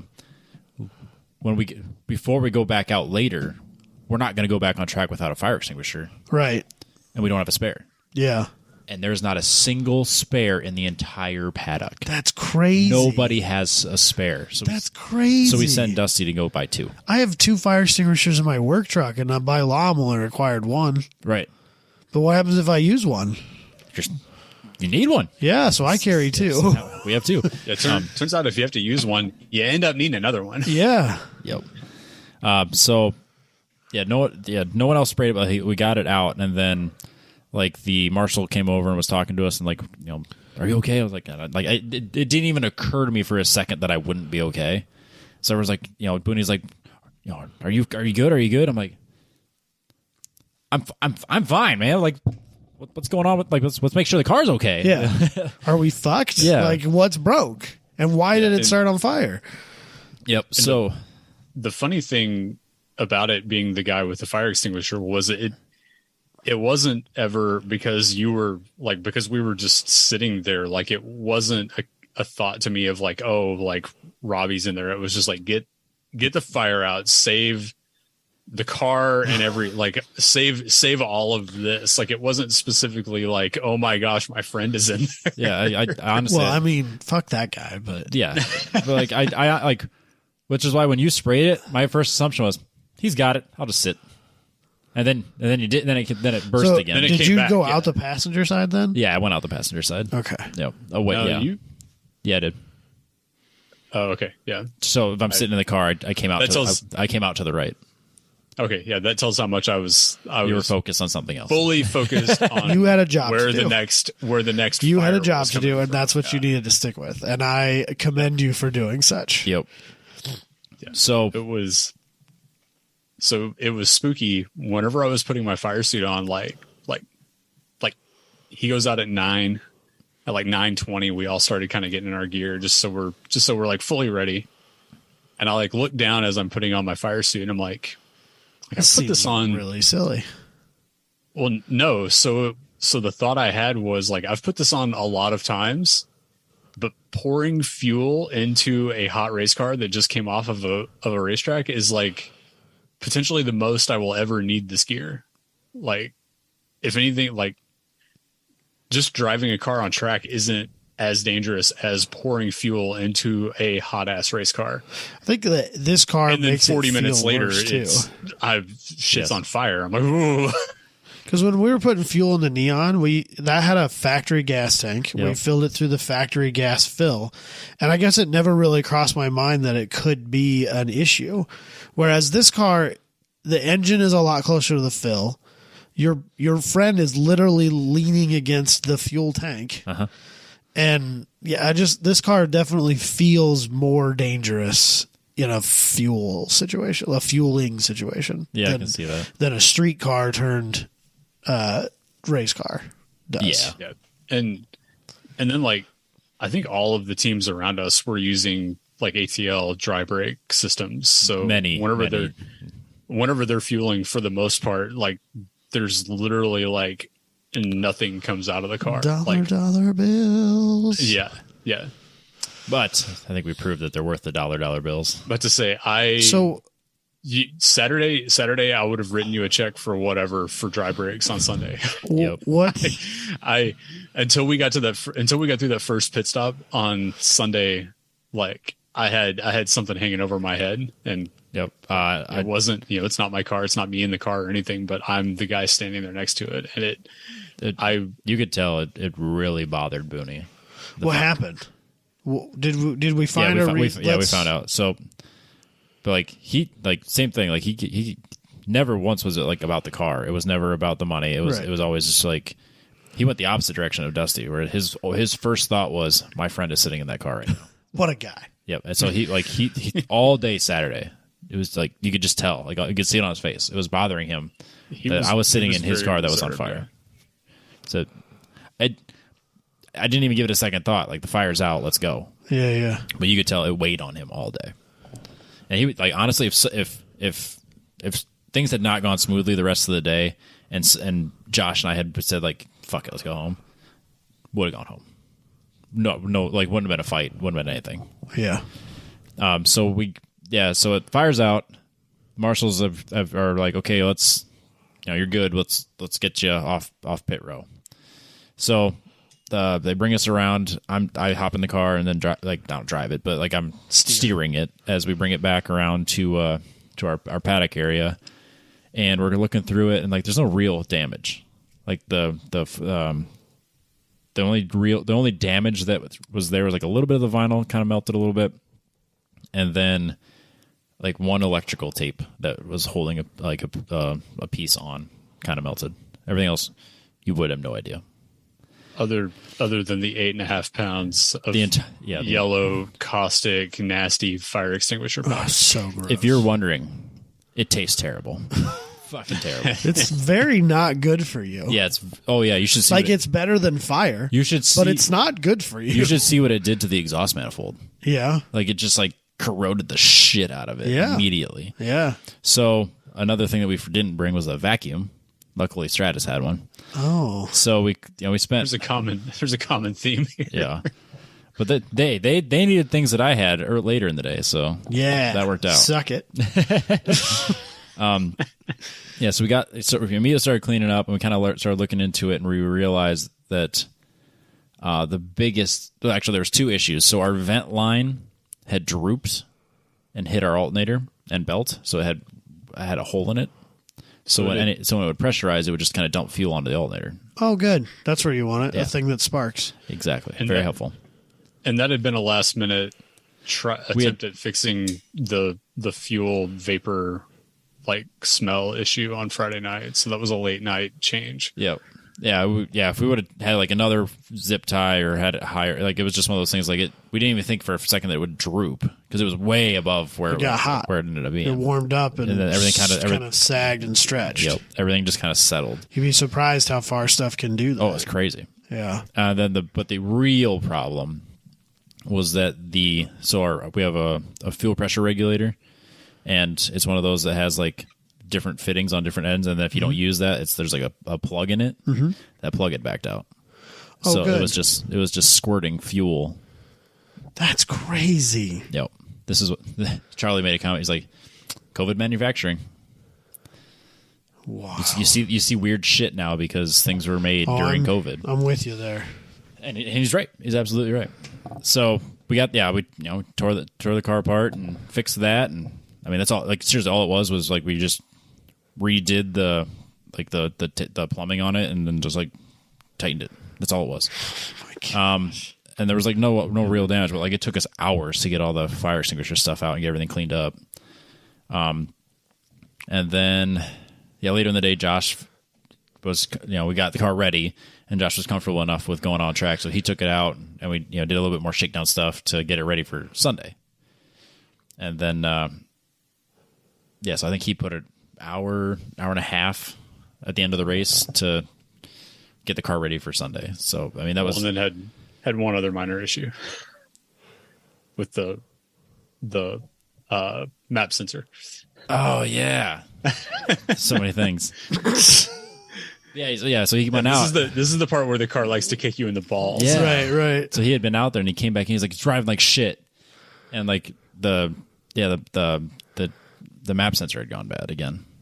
So we swapped that out and ran great. No problem. That's the one that's in the airbox, right? That's the one in the airbox. Such a stupid place for it. Yeah. So it's it was just a quick swap, and that was fine. But like, we're sitting on the computer watching like all the signals and everything. It's like, I don't know, man, everything looks fine. So we got that sorted. But yeah, that was so like between constantly trying to find ways to keep it cool on Friday, between the fire and then just like that weird map sensor, and just like all day just cleaning the damn car up. And at 6 o'clock, you could still tell it's weighing on Booney. He's like, man, like seeing the car like just ignite was enough for him to really kind of question how much he wanted to be there at that moment. And so we kind of like a team meeting where we just kind of sat down and talked through the whole everything that we just kind of gone through the last 24 hours or whatever. And we felt that the car was ready. We fixed everything. It was looking good. Josh had put laps in, and it was as good as it has ever been. So, went to bed at like 9 o'clock. I mean, we were so tired. That sounds so awesome. Well, lights out was at 9 o'clock. At like 10:30, I was still sitting there with like a 95 heart rate because I discharged a fire extinguisher with a purpose for the first time in my entire life. He's not wrong. Well, it's funny because he came up to me like later, and he's just like, his hands are shaking. I don't think I've ever discharged one on purpose. No. Or like for a purpose. Yep. Yeah, that was literally the first time I've ever pulled the lever on a fire extinguisher. No, I can't say that, but it would. I've never done one to put out a fire. Yep. I've done one to see what happens. So I've discharged water sprinkler systems by accident. Oops. That was expensive. Yeah, I bet. In a building. Yeah. Construction podcast. Yeah. But no, I don't think I've ever had to do it to put out a fire. I definitely have not. Huh. That's scary. It's a wild experience. Yeah. Yeah. So Stratus Racing also had a guy that was following around doing like a bunch of video stuff for their YouTube channel. Cool. I should probably follow them. Yeah. So he was like interviewing us because he's having like a video dedicated to us, just to kind of talk about us, which is cool. How so sweet. he interviewed me and Josh, and then as well as me, Josh, and Booney later, and Booney by himself. So interviewed us. Then we went out and had our fire. And then, like, he did a really good job of all weekend of being there without being there and in the way. Oh, like, yeah. Like so he's like a professional cinematographer. Proper professional. He knows what he's doing. Yep. Like, he was there. It's but, weird like, that Stratus would have that guy. Yeah, you never noticed that he was, like, there. Right. So, but somebody made a comment, because, like, which is really cool about W.R.L. is, like, a lot of people kind of stop by and, like, to see how things were, if we need anything, just make sure we're okay. Like, people that we don't even know, just, like, walked up. And then... we were talking to somebody. He's like, yeah, so-and-so from our group was like taking pictures right as you guys were doing your pit stop. And then like he switched to video right as it like burst into flames. And I was like, oh yeah, he's going to want to see that. And I, so this documentary that's coming out or the video that's going to focus on us will have that in it. Oh, good. Yep. So I get to watch it in real time. Oh, good. So we went to bed early on Friday or Saturday night.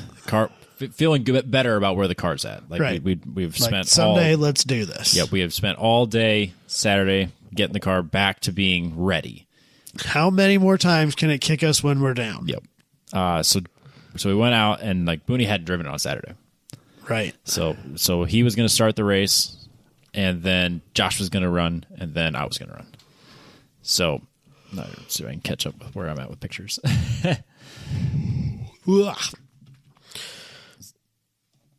Anyways, so start the race. Booney starts it, and like it's it's remarkably cooler. Like it's in the 60s going into the 70s around 8 o'clock. It's kind of foggy, but not like it's almost kind of like an eerie feeling, I guess. Like it's according to Corey, it was extremely humid, which meant like 30%. 22%. That sounds amazing. It was quite pleasant from a temperature. It was standpoint. cold as far as I was concerned. Yeah. Well, anything below 75 is cold for you. Yeah, it was pleasant. So Booney starts the race, does his first stint. We do our pit stop. I fueled, I think. Yeah, I think I fueled that one. Dusty was on fire bottle still. Corey was crew chief and like some other stuff. And then Josh was on driver comfort. And we did the fuel. Everything went smoothly. Booney went on his way. And that's when Dusty turns to me. His hands are like shaking. And he's like so excited, like just from doing the pit stop. And like it went fairly smooth. Like we were in and out in. We're a fucking race car team, guys. In like measured in seconds. Yeah, like it went very well. Yeah. And like nothing caught on fire, which was great, very great. But yeah, but like before Josh went back out on Saturday, we had to go and get a fire extinguisher. So we had to send Dusty to the nearest town, which I was like, well, I guess the Tractor Supply store's got to have one, right? Well, and thank God he had a fast rental. Yes. Ooh, yeah. Yeah. Well, we need to do it. Let's talk about that before we jump into to Sunday. Yeah, we need to do a brief rental car review here. So what a hot pile of garbage. So there was a lot of bad things said about the Mitsubishi Mirage on this podcast a few years ago. Yeah. And none of them were accurate enough about how bad it is. And I'm here to tell you that they were all true and then some, but but damn if that car didn't serve me well for 3 days. It's gotta be extra bad at high altitude. So there's a reason, because like that thing makes 76 horsepower at the wheel. 78. Well, 78. at the crank. At sea level. At sea level. So I pulled out of the rental car place and I'd given myself a little bit of space from the car that was coming on the road. And then it kept getting bigger and bigger. I assume it's an automatic, right? CVT. Yeah, it's a CVT. God, it's even worse. And gross. I'm kicking myself because I didn't get a recording of the way it sounded whenever you started it, but it sounded like you kicked a donkey. It went like, hurree! Like, it was the weirdest sounding starter I've ever heard in my life. Oh, no. That's because it has no compression. So it's just like practically spinning nothing. I don't even know how it runs. So yeah, it's a 3-cylinder, 78 horsepower with a CVT. It did have it had cruise control and it had Apple CarPlay. So it's like nicer. I mean, what do you need besides that? As long as it's got air conditioning, you're good to go. Yeah, based on those two factors, it's nicer than what I drive every day anyway. So it was kind of whatever. But that's right. You don't have cruise, do you? Well, so I do it in my truck, but not in the Z. Well, yeah, but I think you take the Z most days, don't you? It varies, but okay. Yeah, so whenever I picked it up at the rental car place, I handed the guy the ticket, and he says, "So economy." He looks over at that, and he looks back at me, and he's like, "There she is, boss." Even he knows it's a hot pile of garbage. And I looked at it, and I looked back at him, and I said, "It looks exciting." I just want you to know that at home in my garage, there's a 500 horsepower Camaro with aero and a cage, big wide tires, custom suspension. Technically, it's a 0 horsepower Camaro. Well, I have an Optima Ultimate Streetcar National Championship to my name. I'm also too cheap to spend more than $250 do you on a know car who this I weekend. am? Do you know who I am? I'm Dusty Nixon. Oh God! Yeah, that's not I how it own went at all. I own RC cars that are faster than this. That's true. So I will also give it credit. It will cruise at 85 like nobody's business. Imagine the force it would be at sea level. I hope I don't have to find out, but it also has, so you take I-70 for like half of the drive to High Plains from Denver, and so it's like 6 grooved. hours. Yeah, so it's one of those grooved highways. Oh yeah. The car has 165/55 tires on it. And the back end of the car is like 165. Oh my god! Yeah, I was Can you even joking take on Friday like an night. exit without having to slow, like a normal clover, like a slow arching exit that normally you wouldn't even drop your cruise control, and you're like, man, I don't know if I got the tire for this. Like, I gotta slow down. I didn't know if I had the tire to drive in a straight line on that highway because like the car was just like wobbling around back and forth. Yeah. Wow. So yeah, But we appreciated you having it so you could get us a fire extinguisher or two. Well, yeah, because otherwise you probably would have had to take Lori. Yeah, we would, or we would use Corey's truck. Oh, well, I suppose Yeah, Corey. Corey had his Yeah, truck Corey there, had it. but- But like, Or we would have to convince somebody else there to let us. But yeah, it would have been, we had to drive to. so like, pretend for a second that Max would have came. Yep. And you guys wouldn't have put out the call for help, and I wouldn't have played hooky, and we'd have gone to Mid-O. Yep. And Dusty would have followed me into the Mid-O. Mid-East, Yep. braved the terribleness that is. Huge mistake, but yeah. Would you guys have had other means of transportation? I think we probably could have relied on the kindness of Strangers? acquaintances. Because, like, Stratus has a motorcade of people that go Right. to and from. So like, we they probably could have. They had at least two. I think they had like an Escalade and a. Yeah, and a big- they had multiple. Well, you got to have some way to get to the hotel that's 35 minutes from the racetrack. So we probably could have relied on the kindness of them or someone else to be like, hey, can we pay you for gas so we can borrow your truck or car to get to a fire extinguisher? You guys are so low brow at these events. Yeah. They had an Escalade It was very nice. as a transit vehicle. It was a very nice vehicle. Yeah, I'm sure it was. I think they used that to pull the other trailer. the backup spares trailer. No, I think the. Or is that the hospitality trailer? Third car goes in that one. plus Oh, okay. some other stuff. I figured that was maybe where all the hospitality stuff stays, the catering and the tents and They stuff. did have a nice setup for their food. Way better than us. Yeah, they totally wouldn't have. No, noticed if we'd Stratus snuck over Racing there is a and made real deal, sandwiches. man. It's so awesome. I can't. It's so cool. I can't thank them enough for how nice they are to us. Yeah, no, I Because get I can walk into the Stratus trailer and go, guys, I need something, and they don't like tell me to get the fuck out, which is super nice. Especially because we're a direct competitor sitting next to them in paddock. Right. But yeah, so Dusty went and got us a fire extinguisher, which is probably all the cargo that thing can handle. No way, So dude. it carried 2 fire extinguishers, a 24 pack of Smart. water, 2 and fire 60 extinguishers. and 60 pounds of ice back to the track on that I trip. I appreciated the ice. Holy fuck. That's got to be pretty close to that thing's towing capacity. It felt a little light in the front end.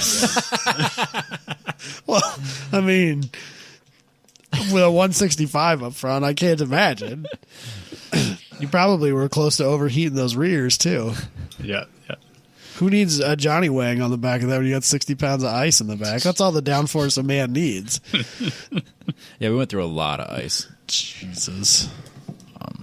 Yeah, like halfway through the day on Saturday, I was looking at the little 24 pack I bought, and there was like 10 left. I was like, "Ooh, that's not gonna do it." Yeah, but I said the same thing with the ones we had in Lori and then my cooler. I was like, ugh, this ice isn't going to last me till tonight. Yeah. So anyway, Yeah. let's talk about Sunday. The race on Sunday. So yeah, 'Cause things happened Yep, that I've wanted to ask you about, Okay. but knew you wouldn't answer. correct. So Booney went out, did his session, Uh-huh. or first stint, and then his second stint, and then came in. We did a driver change. Josh jumps in. Okay. Josh goes out and does a normal stint. So like it's still dry track. So we're 3 stints in. Josh comes in, refuels, and like the second he rolls out for his second stint, it starts to sprinkle. Oh, good. Because like him and I kind of talked about like what the order we wanted to do with it, and I was like, it's like I'll finish. That's fine. Like I'll do the long stint. I'm happy to do it. Well, But, and we looked at it that morning, and it was showing increase like 40 to 50% around like 1 or 2 o'clock. Yeah, which would have put me in the car right as it was, towards the end of the race as it was raining. I'm like, it's fine. I'll try it. Right. But He's watched The Art of Racing in the Rain. He's prepared. I'm ready. I need more practice of the rain, so like I'm not going to shy away from it. Yeah. We didn't have a golden retriever though. We always need a golden retriever. Actually, there was somebody walking around with like the coolest French bulldog. There's no such thing. There is such thing. Nah. Anyways, I'm not a bulldog guy. I am. I think I may have offended Dusty with that if I remember correctly. Good. Slightly. So it starts to sprinkle as soon as he takes off. And I mean, Josh is the best driver in the rain. So I mean, if it's gonna happen, if we like for Allegedly. for us to be You competitive, don't know that, Robbie. I'm fully aware of Josh's. Nah, you don't know that. Come on, bro. Don't sell yourself short. Josh is an excellent driver. So having him out there in the rain puts us at our best competitive advantage. Okay. I mean, if you want to be that way about it. I will be that way. Okay. Fine. Don't take the compliment. I'm not gonna. Robbie. I won't take a compliment. Actually, the fact we all drove so similar, it was us being for parity when it comes to lap times. It's fucking amazing. Which is good. It makes it easier to. It's so good. It makes it easy for the crew chief guy to plan out times and stints and stuff like that when you guys run similar pace. You have some hot shoe that's 10 seconds a lap faster, and everybody else is like, fuck this guy. I mean, I don't know how fast he's going to burn through fuel. Yeah, so it's obviously we're still learning the car. We're Josh was quite a bit faster than us in NOLA. I think he got comfortable with the car faster. We were a lot closer race pace at High Plains. So I think we're going to see as we get to different tracks at how I think we're all going to get faster, and we can look at each other's data to get faster together. So it's actually the way we do this as a team is really awesome because we're going to get together as a team and review data and kind of see who was fast where and how they were faster and just talk through everything. We did that after NOLA and it was so helpful. Fucking love it. That's how it's supposed to work, right? Yeah, I fucking love it. I don't know why you're I mean, that's how it's supposed to be. I get it. To work. And then, we also some people are good. That's the lesson here. Yeah, people are good. Some, Factor Fab Racing some team. people. And then what's also nice too is I can go to my direct competitors at Stratus and say, "Want to help me with some data review?" Because I'll do it. Yeah. Yeah. So Josh went out in the rain, and we learned real fucking fast how terrible the Cooper RS3Rs are on the wet. Oh, good. They are. We also learned that they are seconds a lap slower than the new RE71Rs. In the rain or in the dry? In the dry. Oh. Seconds. Yes, but I think they might have better life, question mark? Yes. Okay. Oh, yeah. We probably could have done both races on one set. It would have been obviously not as good on the second race, but yeah, they last forever. They're like RS4s when it comes to wear because they're a proper 230 tread wear. Oh, they're a 230. They're a 230. They're not even rated a 200. They're an honest 230, whereas the Bridgestones are a 200 wink. Yeah.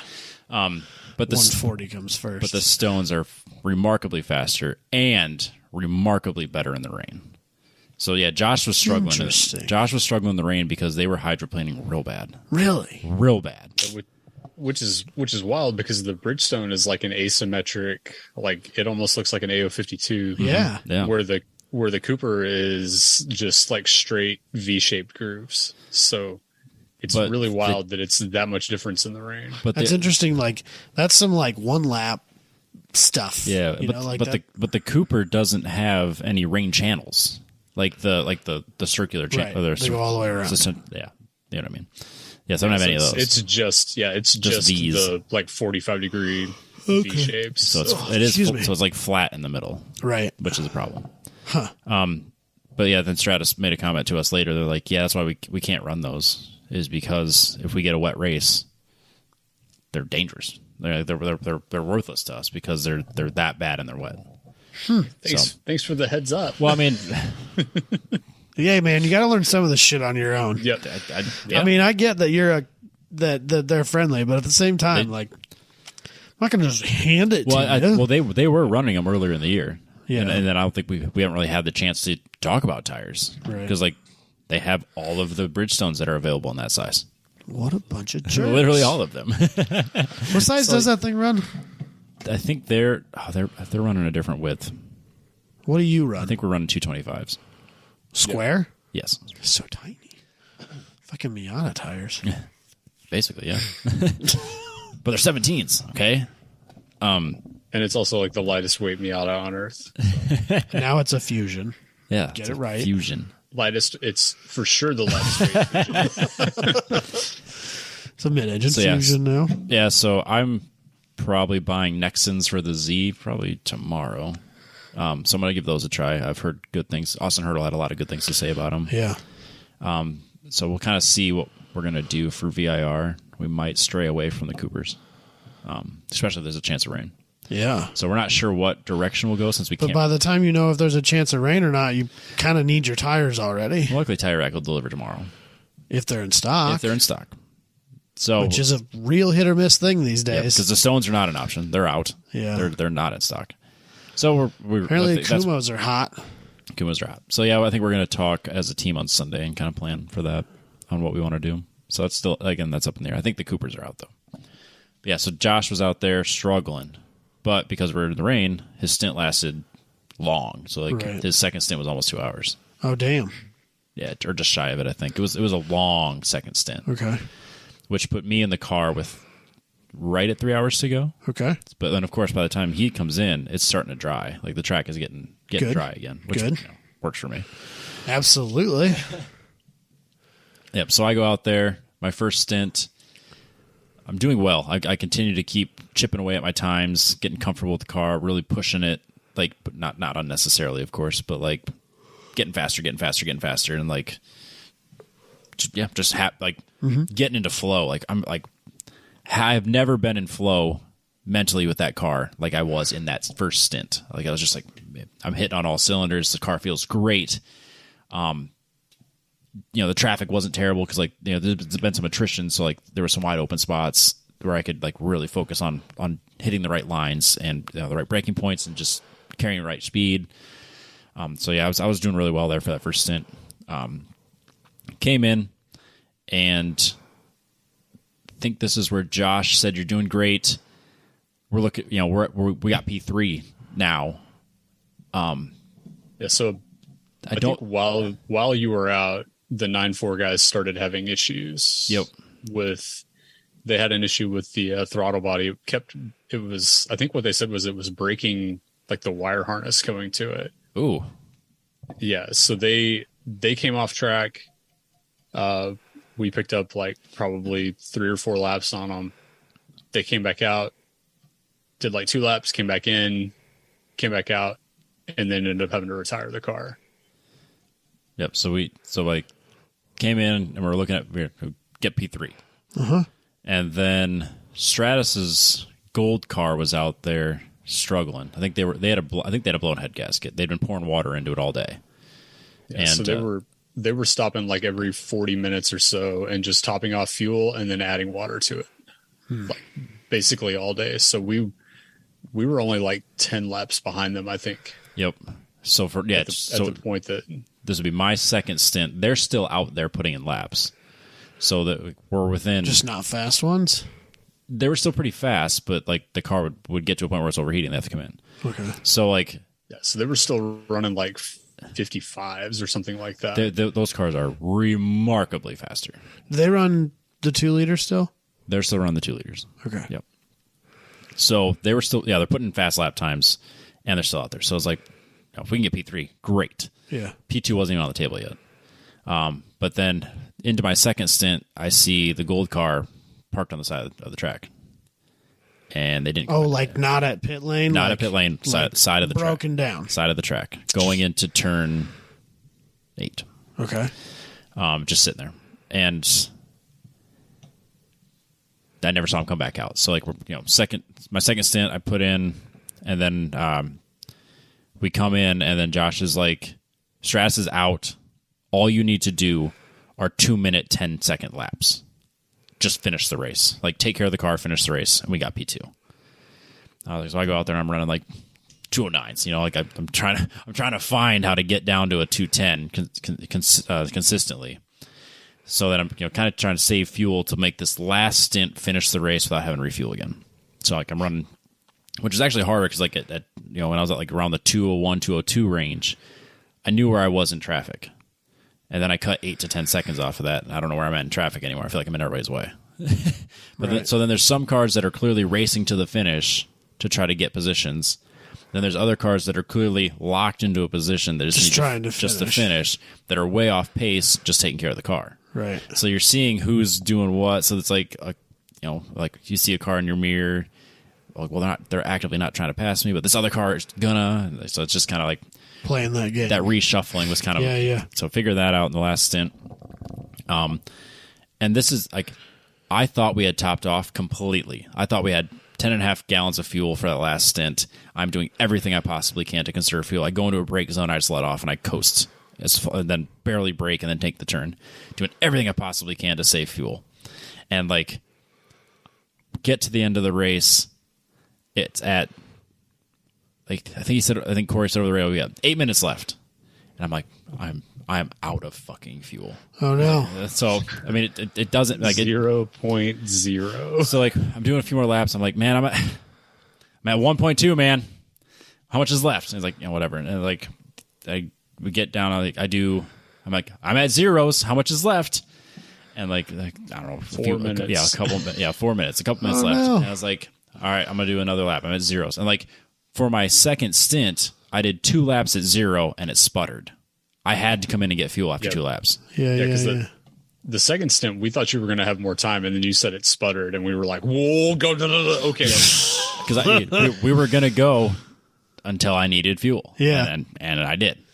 So then we mathed it out to see where we were. So we didn't actually do a full fuel. We did what we thought was enough to get to the end of the race. And we were like, so I was like, man, I've done 2 laps at 0. This is when it sputtered last time. I'm sorry. Like I'm apologizing over the rail. Like, I'm fucking sorry. I did everything I could to save fuel. I thinking that I had wasted that time. All that, yeah. So you could have just been. You just as well have been doing 2 O's instead of 2 10s. Yep. So like we come in, and as I'm pulling into pit lane, I see Glenn, the track manager, throwing the 1 lap up. I was like, fuck. Seriously, but you're in the pit. 1 lap, and I mean we're locked into second. It's a moot point, but it's just I was so like, you want to take a checker. You don't want to take it in pit. So then we throw a couple gallons in, and I just take off. And then I take the check. I take the checker, but like I'm sitting there apologizing on the radio, like I'm so sorry. I'm so like I'm beating myself. I'm like I couldn't do it. Well, it was the potential difference of taking the checker even after the pit stop versus getting stuck on the backside of the track. Yeah. Right. Lap with no fuel. So it was at the end of the day, it was the right thing to do, but it's still annoying. I was so like mad at myself. Like, and like I'm like, but I skipped over like the actual dramatic part of the day. So the first lap of my first stint, I go out and I do like my first lap, and I'm going down the front straight, and it feels like one of my rear wheels is like locking up. Like one spin, like it feels like I have an open diff and one spinning and the other one isn't. I was like, this doesn't feel right. Something's wrong. And I take turns 1 and 2, and I'm going down the back. 3, 1, 2, and 3, going down the back straight. I'm on the radio. Something doesn't feel right. And they're like, yeah, you're smoking like crazy. And it looks like I think you radioed like after you went down the front, because Corey said there's something wrong, and I looked up and I could tell that the car was squatted on the back corner, and it was just like a giant cloud of tire smoke behind it. Yep. So then going down the back straight, and I'm talking to Corey like, something's wrong. I need to pull off, and like, so the rocker arm for the rear suspension head broke, like just shattered, like broken. Yeah. And so like I thought I did something wrong. I was like, man, I like barely clipped the curbs. I've been like really good about this all weekend. Like Let's save the car. Yep. So I pull off at the front straight, and there's like these access roads. I pull onto the access road, and like as I come to a stop, and I realize like I stopped in exactly the place that the track manager fucking said not to stop. Yeah. He's like, if you pull off in the access road, stop right away. Don't coast, because then it's gonna put you in line. If someone blows turn 8, they could plow right into you. And I stop and I look up. I'm like, oh, you idiot. Like, there's turn 8. Like, and like, no one said anything, but I was just like, that's exactly what I said not to do. So the tow car comes out and throws me on the flatbed, because like, obviously the back end is squatted all the way down onto the tire.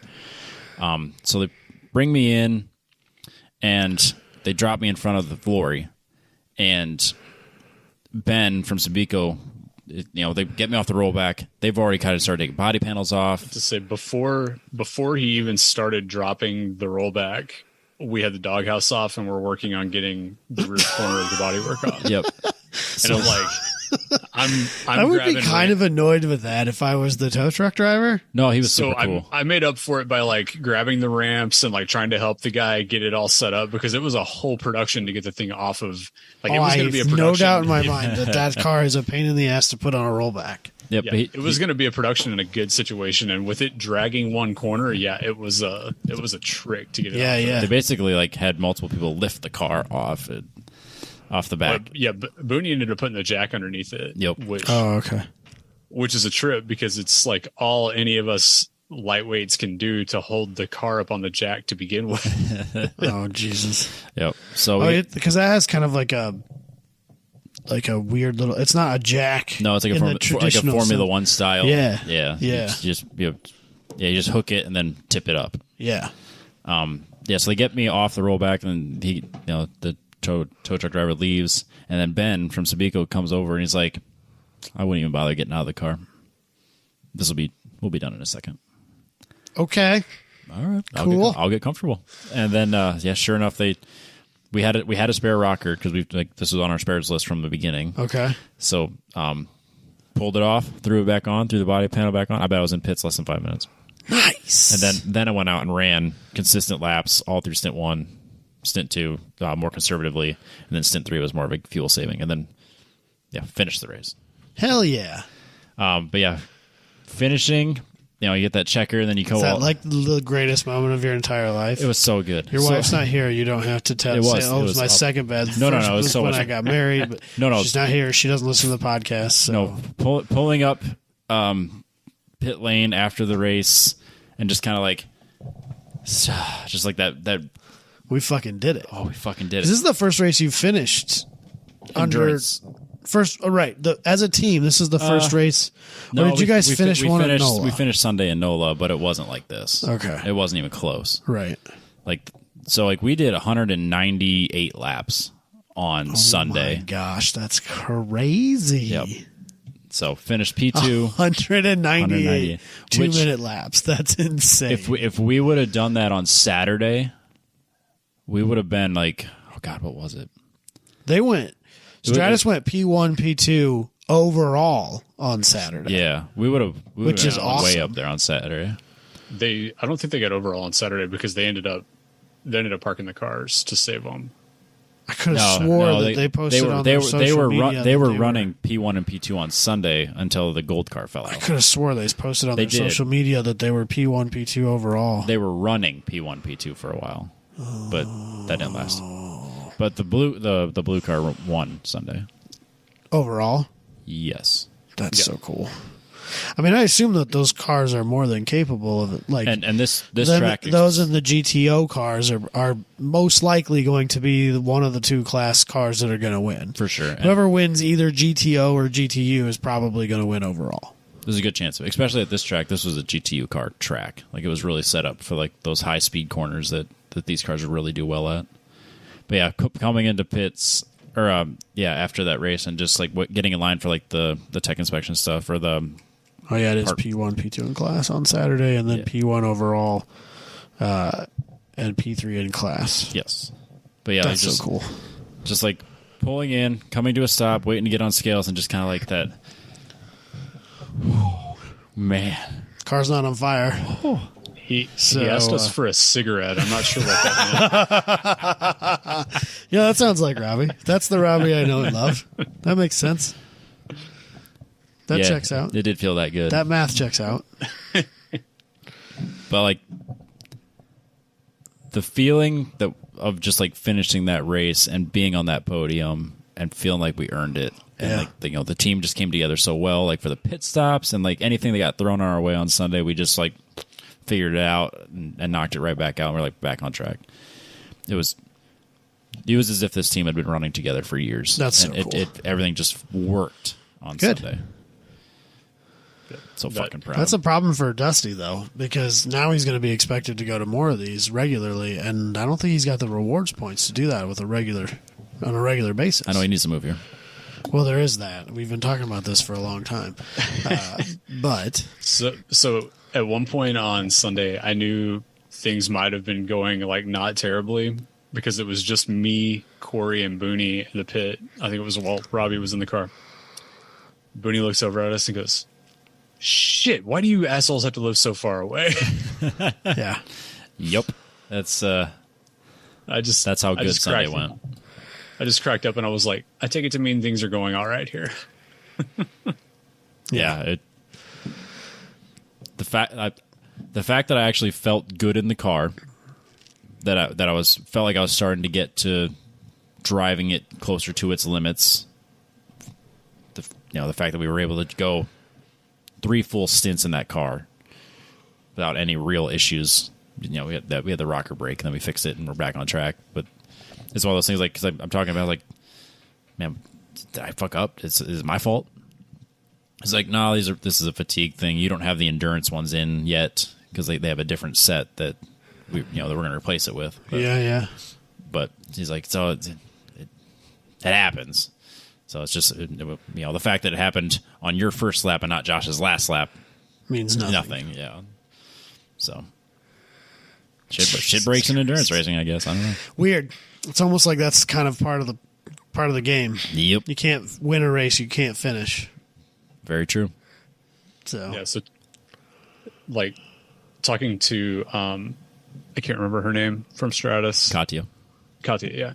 So she like pulled me aside at one of the times when I was walking back and forth from the pit and just like said, congrats. They were so happy, for us to have a good result, which was super cool in general. But we were talking about how fickle those cars are. They're purpose-built 2 chassis race cars where everything's solidly mounted and everything is going under so much stress. They run 3 of those cars and have thousands and thousands of miles on them, and still, just little things pop up here and there. So the battle of keeping those cars happy for 8 hours at a time, even for an operation like that, is a huge deal whenever it all goes right. So it was cool to have that kind of confirmation from them as well.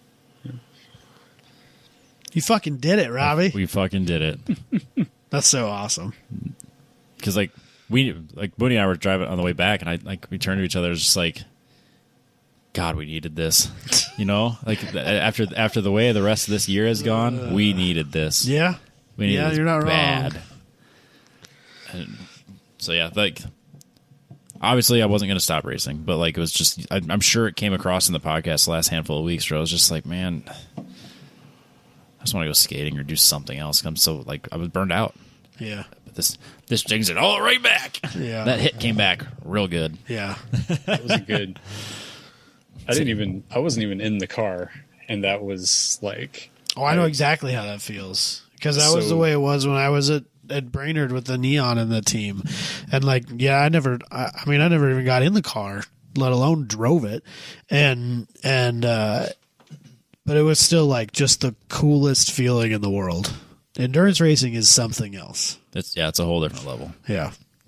well, I didn't realize how much the competition side of it is what that does so much for my brain around things. Just going and doing track days and stuff just doesn't do it for me. I need the juice. Damn COVID. We had him, Robbie. Because before COVID hit, Josh desperately wanted at one point to, it probably still does, I assume, to drive Coda. That's kind of a bucket list track for a lot of people, fucking everybody, right? And Champ Car was going to have a Coda event, a not cheap one, of course. But we were, they were going to figure it out, and it was going to be Josh and Ryan, Dalton and Dusty, and then I was going to go crew, obviously, and COVID hit, and everybody's canceling shit left and right, and Champ Car kept saying we'll let you know, we're not sure, we haven't decided, and they would refund the entry fee, but there was a lot of money that Josh himself would have to spend. Make sure the car's ready. To get the car ready, the camper, all of that other stuff that was required outside of just the entry fee of the car to get it down there. And it ultimately came down to man, I can't spend all that money just for them to tell us no. Right. And which is fair. And so the plan fell apart, and I know Dusty was fuck it. I mean, everybody was. Of Josh course. Josh probably took it the hardest, but I know that was Yeah, Yeah, but something. he's ours now. He's but what he's if- Factor Fab's now. But what if he wants to drive? What if he moves to Des Moines and gets to drive? Well, then he needs to move to Des Moines, doesn't he? I don't know that that's going to work out very well with my my kids' grandparents. That's They the big can thing. move. They can move too. too. Yeah, there's plenty of places here. Yeah, my Bro, dad. the I don't house know if you across talked the to my- street is for sale, Dusty. That's a nice house. It's a nice house. I don't know if you talk to my dad very much. He's got his place built and he ain't moving. Yeah, but like that's what my dad thinks every once in a while, and he moves every 10 years. It's fine. No, that's not. It's fine. It was kind of funny. Like we're driving Also, back. You got to let your kids spread their wings, Dusty. I don't do snow. That's the other issue with You don't this. know that. It's not that bad here. You don't know This- that. Okay, it's just like when you tell us about the summers being not that bad down there, it's just like us telling you that the winters are not that bad up here. The only reason you don't do snow is because you've You're barely had to. You've had a practice. But if it's a thing that you just deal with, it's not that big a deal. yeah, that's build season. No. Everybody needs a build. No, whenever y'all are talking about snow, I'm doing track days down here and it's 65 degrees. Yeah, but in the summer it's 110 billion degrees. And you just admitted that the track days don't hit quite the same. yeah. Well, if I go by that W.R.L. Miata, then Yeah, it's going to get different. So I don't want you to be. I would love that. I cannot describe to you how disappointed I would be if you bought a Miata. it would be the smartest. It would be the smartest car related thing I've done in a really Nobody- long time No, to buy. Literally, no one here has been ever once motivated by that decision or mean, the that other- part of the decision making process. The other path here is for me to take my perfectly good dual purpose street and track car and just gut it and turn it into a track car. No, there's plenty of other cars for sale that are not a Miata that you could take endurance racing. Plus, with this whole new grid life potential thing, maybe, Sounds to me like you need a B spec car. yeah, or maybe me and you do the 350Z. There you go. As a team. There you go. That is something that we're going to have to discuss. Yeah. I don't. That I mean, we need to. We need Jabe to give the Jabe official wants to come on announcement. the show and talk about it, but I don't know if that's like. I can't imagine that they're going to put that kind of effort into it to be even a once a year event. Can't be once a year. It has to be. But I don't know where Seems- and when they're going to do those sort of things. These are questions for Jabe when he's on the show. Right. And I would bet you that he probably goes, I don't know. We'll figure it out. Because Yeah, that's what he tells he'll you. say. It's endlessly frustrating. That's how I feel towards Jabe Yep. is probably how my wife feels towards you and me when she asks, like, oh, are you guys recording this week? I don't know. I haven't talked to Probably, yeah, Robbie. probably. Like, I don't know. Probably. We'll see. except she's not trying to build a racing program around it. The problem is that then she goes at 4:00 in the afternoon on a Wednesday. She goes, I really like it if you come home. I don't feel very well, and the kids are such a pain. Yeah, see, then we cancel the podcast. She doesn't feel very good. Is that what you meant to say? No, that time I meant it. So But yeah, I was saying to Booney on the way back, I was like, it's kind of silly that I'm here in this car, or in this lorry right now Yeah. after finishing this endurance race. And the biggest thing I can thank for that is this silly little podcast. 100%. We wouldn't know Dusty. I wouldn't know Dusty. I I would wouldn't know never have Corey. gone to Grid Life events, which means I would never have met Adam and gotten to the point where I was that I ended up at Alpine. Correct. And met Corey. Yep. There's no way I'd be this far in my driving ability and career. I don't know, career, you want to call it that? We'll call it a career. Whatever. My driving experience. Adventure. Yeah, whatever you want to call it. There's no way I'd be this advanced in it. No. And like had I not done the podcast. we might know Booney, but not like we do. No way. There's no way we'd be calling. There's no way I'd be Right. calling him on a regular basis. Right. No way. He wouldn't be one of the guys you talk, like probably at this point, one of your best friends. Right. There's no, like, if the podcast didn't exist, there's no way him and I would be best friends. No. I mean, Or best friends. we'd know each other because he was autocrossing at some point, and Yep. that happened not because, particularly because of the podcast. Yep. That happened because of Josh. And I would have met Josh Jones because I met him outside of the podcast. Yes. That had nothing to do with it. But, like, I mean, it still probably would not have happened the way it did. No way. Absolutely not. So That's crazy. it's It's crazy what weird, happened isn't it? in the last 5-6 years. Yeah. Yeah. But man, it's so good. It is. I need that feeling like all the time. We got I can done. only imagine. We got done back in the paddock, and I turned to Boone and I was like, All right, let's run that back. Let's do it again. I want to do this. What are we doing next weekend? I want to do this tomorrow. What are we doing next weekend? I want 3 more hours in this car tomorrow. I want these bruises. I want it to stay, Adam. Is it pretty rough? I'm sure. I had this weird, like, I don't think it's still here, but like on my right bicep, just like dead center, this really weird big bruise. I don't remember hitting it. I don't remember. It might have been when I climbed out of the car. It was just there. So it was probably when you jumped out of the car in about 3.5 seconds. That might be where that bruise came from. My hands were kind of sore and my shoulders were kind of sore. Is it exhausting? Like, it's not too bad. Do you think that I will say that you need to be in shape. Do you think that that's more that car is more of a workout across a 3-hour stint than the 350Z would be? Yes, because it's a race car and not a street car. You turned into one. Yeah, it's. I think this is a little harder on you. I mean, it's got no power steering. It's no power brakes. No power brakes. Which I think you still have on the Z. I do. Okay. No ABS. Which I don't think would make that much a difference in an endurance race, but. And the G load is probably significant, compared to and like I realize NVH is not a consideration when building a prototype car, but like for driver comfort over a long term. Like that's. I mean, it's not uncomfortable because obviously we're in like molded seats, and right? But like, it shakes you. I mean, does that car like shake your fillings and shit like that? You know, it's not terrible. You know when you hit a curb. Oh yeah. And everything on the car is brought in, solid mounted. Yeah, so I mean, like my hands were kind of like a little sore, kind of swollen, just like the car's vibrating like crazy. So, but. Dude, if someone would like, all right, let's do 3 more hours today, I would have fucking done it. I mean, I would have found that energy and that strength. I mean, it's. I'm not saying like I laid on the ground and was asleep. Like I mean, I was.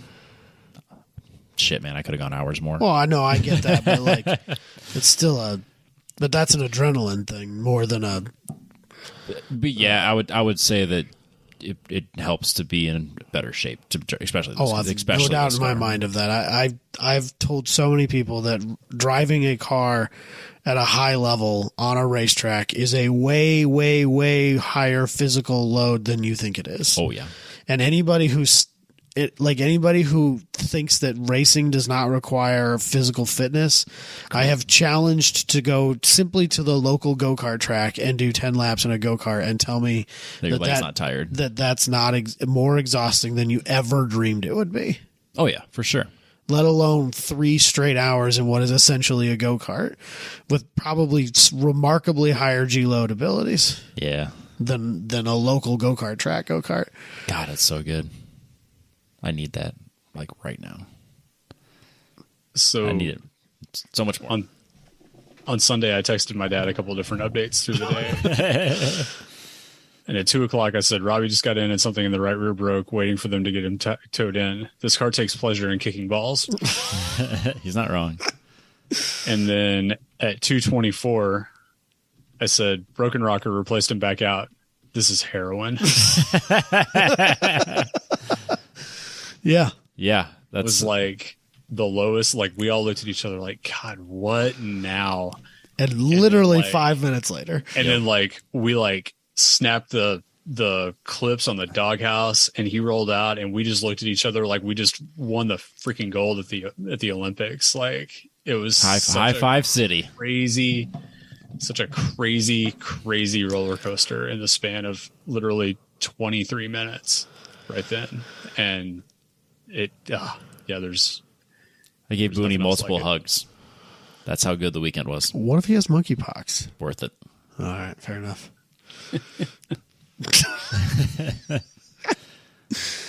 Cars are stupid. Oh God, it's so good. But like in the opposite way this week. Yeah, I've never been more excited. But cars are still stupid. Oh, Robbie. very stupid. This is still dumb. Yep. This Sunday went so well that all I want to do is race the Z and the NPO1, and that's all I want to do. Period. Yeah, that's it. That's all I want to do. Going back to work this week was... Oh, my God. It's kind of... Tuesday and Wednesday were the worst 2 days of work I've had maybe in years. I had today off because I took the Z to Kansas City to get tuned, which is not really what we're talking about. It's just it's a tune. So tomorrow might be shitty again, too. No, probably not. That's Friday, so that helps.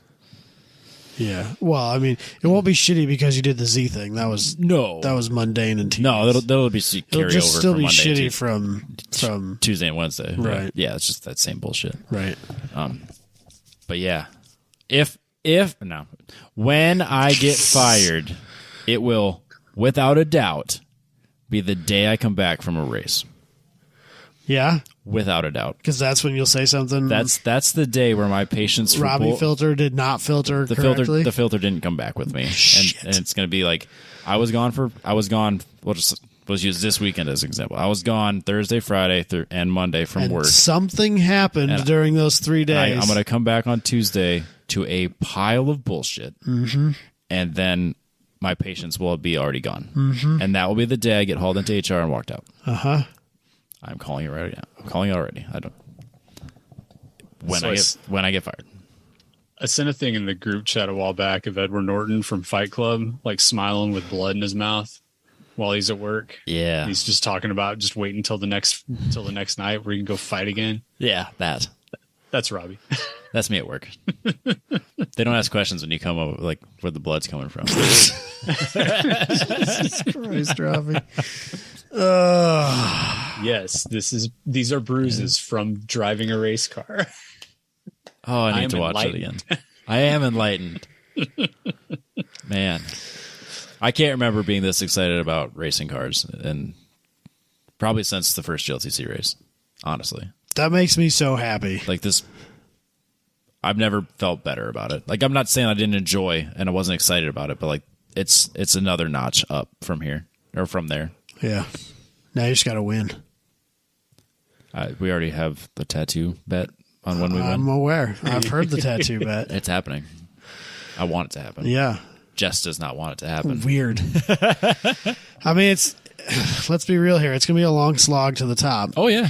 I mean, there's no... I will have earned that tattoo. There's no delusions. No, I'm fully aware of how challenging it is to be competitive in W.R.L. Right. So It feels a lot. From my perspective on it, at least, it feels like a lot less of a mountain between Saturday morning and Sunday afternoon. Just the pace of the car and like the overall just feeling of looking at the other cars that were in the class. It doesn't seem insurmountable. Saturday it felt like it was insurmountable. Saturday the pace was Remarkable. enough different that it was just like, whoa, like what? How the fuck? Like, well, that's how we felt, dude. When we were at Brainerd, I think, I don't remember. Let's call it Class C, because I think that's how they did it, like A, B, C, D, or whatever. So we were in like Class C or whatever, and there was some car there. There was a Miata that was Ecotech swapped, and somehow, through some bullshit loopholes in the rule book, managed to somehow stay in the same class as a bone stock Neon, just barely edged its way into. Right. Like, we had to beg, borrow, and plead, and I had to call a bunch of dealerships just to prove that the shocks that we had on the car were factory options, so we didn't get bumped to the next class. Oh, jeez. And we had a stock car, and they're out there with a Miata with an Ecotech swap making twice the horsepower we made and like full aero. Yeah. And somehow managed to stay in that class. And they were 12 or 15 seconds a lap faster. It's like, what? How are we going to do that? And then Sunday we beat them. Oh, yeah. That's the thing about endurance is that like a lot happens in 8 hours. Yeah. And you have to assume it's not going to be 8 hours of lapping. Right. Something's going to happen. You're going to have to fix it. Yeah. Well, like we were thinking about it too. It's like on Saturday we were, let's just say we were at like 204. Like we were not getting down to what the car was capable of. What were they like? You said 56s. 55, 56s? Yeah. Oh my God. So like, I mean, obviously their car's way more developed. Yeah. Their drivers are excellent. Right. And they've got a lot more time in the car, which I think is huge. Yes. So they're clearly closer to the limit of the car's capability, and it's better set up, and they're on better tires. So like, let's say they're running 155s, and then you take our 201, 202s. Right. And let's say that they're 100% accurate, that the Coopers are 2 to 3 seconds slower than the REs. All right, well, that kind of puts us under. That's a sub 2 minute lap. Right, but it's not a 56. It's not a 56, but at least puts us closer to the ballpark. It's a 58. Right. Which isn't that which now seems a lot less. That's one broken part away from the difference between first and second. And that's if you can do a perfect race and they don't. Well, that's just it. Like and also we have so much more development to do yet. Oh God. Yeah. So we're not as far off. Yeah, they're running a car with significantly better aero in multiple places. Right, but that aero might be causing more drag that consumes more fuel, and so they're required to do more pit stops or something like that. Like it's in endurance racing, there's so many variables that you don't have to think about when all you're concerned about is the absolute fastest lap, which is all we've ever really had to think about. Right. Just because you're faster on the track doesn't necessarily translate into winning if that also means that you're consuming more fuel and spending more time in pits and stuff like that. So yeah, and they're also running a substantially different like suspension setup. Like the car looks completely different. It's like slammed on the ground in the back, and there's a lot of different optimization that we just haven't even touched to be yet. explored. So their front is higher than their back. No. Like the whole thing is just they're like a whole inch and a half lower. How can they be an inch and a half lower? Your car's an inch off the ground, Robbie. An inch and a half is underground. No, we're taller than that, but that's insane. They're very low. That's insane. So there's a lot of stuff that we haven't even touched. Yeah, so that would mean that like some of their under tray is probably considered a consumable at that point. Oh yeah, probably. Like F1. Yeah. That's crazy. But they're like, whenever that car was coming down the front straight, like you can see where the tires are rubbing in the back. Yeah. Yeah. So wow. And so that like all of that kind of tuning and optimization and stuff is, test days and dialing that car. Like they've got a book for that car for every track that they go to. I'm 100% sure of it, where, that's just time and being able to flesh the car out and go out and test different settings and everything like that. That's why I would really like to see you guys just take it to a couple of events. Oh yeah. That's definitely plans. Like bring it to Grid Life and get some HPDE sessions and I think that the car would be a big hit.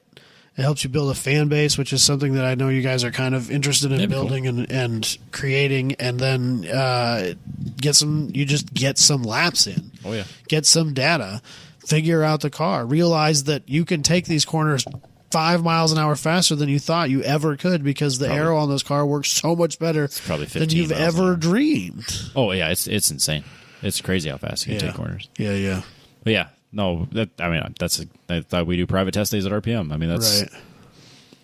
Yeah, we want way more.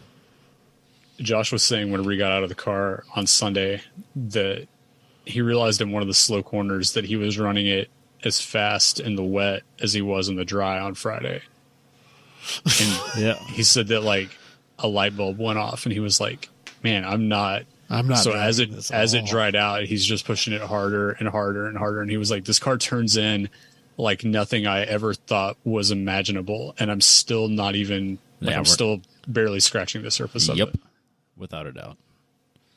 So I'd I remember right, he said that in the previous configuration of this car with the 2-liter in it, but I think restricted, this car went a little bit faster at RPM than he did in his C5Z.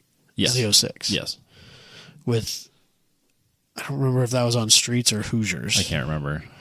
But like either way, that's like a car. 450, 500 horsepower car that's got some suspension work. Like it's not a stock car. It's got some suspension work on it. It's got stuff. It's a quick car. I don't think it's an arrowed out car if I remember correctly, but like it's not a bone stock, high mileage, wore out Corvette. It's got work done to it. Yep. And this car went faster with remarkably less, like a quarter of the horsepower. And half the horsepower. And driving it for the first time ever. Right. And just going out there and like, well, let's see how this thing goes. Yep. And a seat probably a worse track, because that track just continues to get worse and worse. It does get worse and worse. And that was before you guys had a seat in it, right? Yeah, that was when we were using like a makeshift go-kart seat that we just kind of strapped in there. Yeah. Which makes a huge difference. Oh, especially in a car that has the cornering. If you're not comfortable in the car, that's seconds. Yeah, really. I mean, if especially in that car. Oh yeah, because if you have to hold yourself in place. Yep, or like you're distracted. I mean, it in any car. Like if you're focused on your seatbelts or you're messing with something, you're automatically slower. So I mean that just shows the potential that's in that car. Yes. Or trying to put your earplugs back in. Yeah, I was like, Josh's earplugs came out. Like one of the earplugs fell out, so he was like messing with that. So I mean, that it doesn't take much to get distracted. So I mean, Right. that's a proper struggle. Yeah. But now we keep. I mean, I can't say enough good things about how well the team came together and what we accomplished and how great. That's such a high note that we ended. Yeah.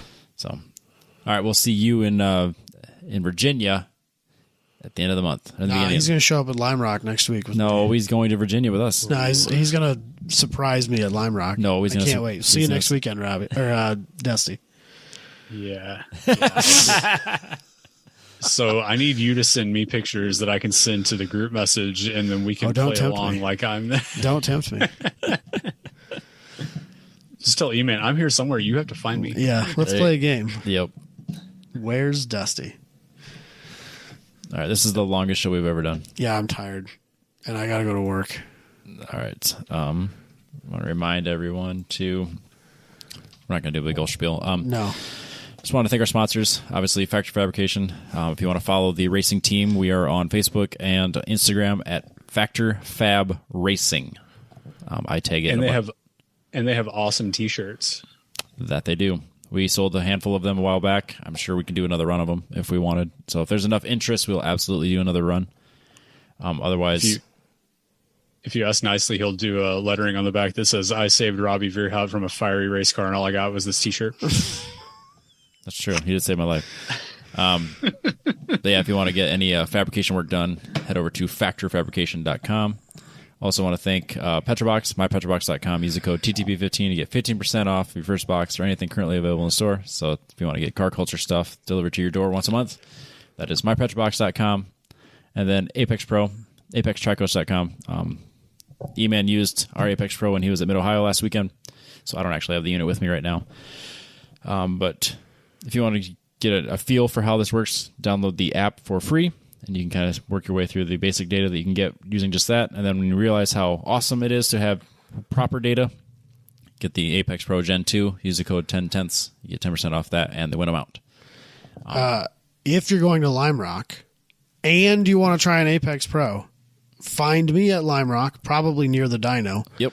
Because apparently that's what I'm going to be doing now. And I can hook you up with one because we have 3 of them there. We should. Yeah, you have 1 Gen 2 and 2 Gen 1s. Right, 1 Gen 2 unless 2 Gen 1s. E-Man lost one, in which case he owes me an Apex Pro. There you go. I have one last thing. Oh? So every weekend before I go to a race or anything, so like usually a grid life or like W.R.L. or like even a test day, Jess will say to me, "Be safe" or "Be careful."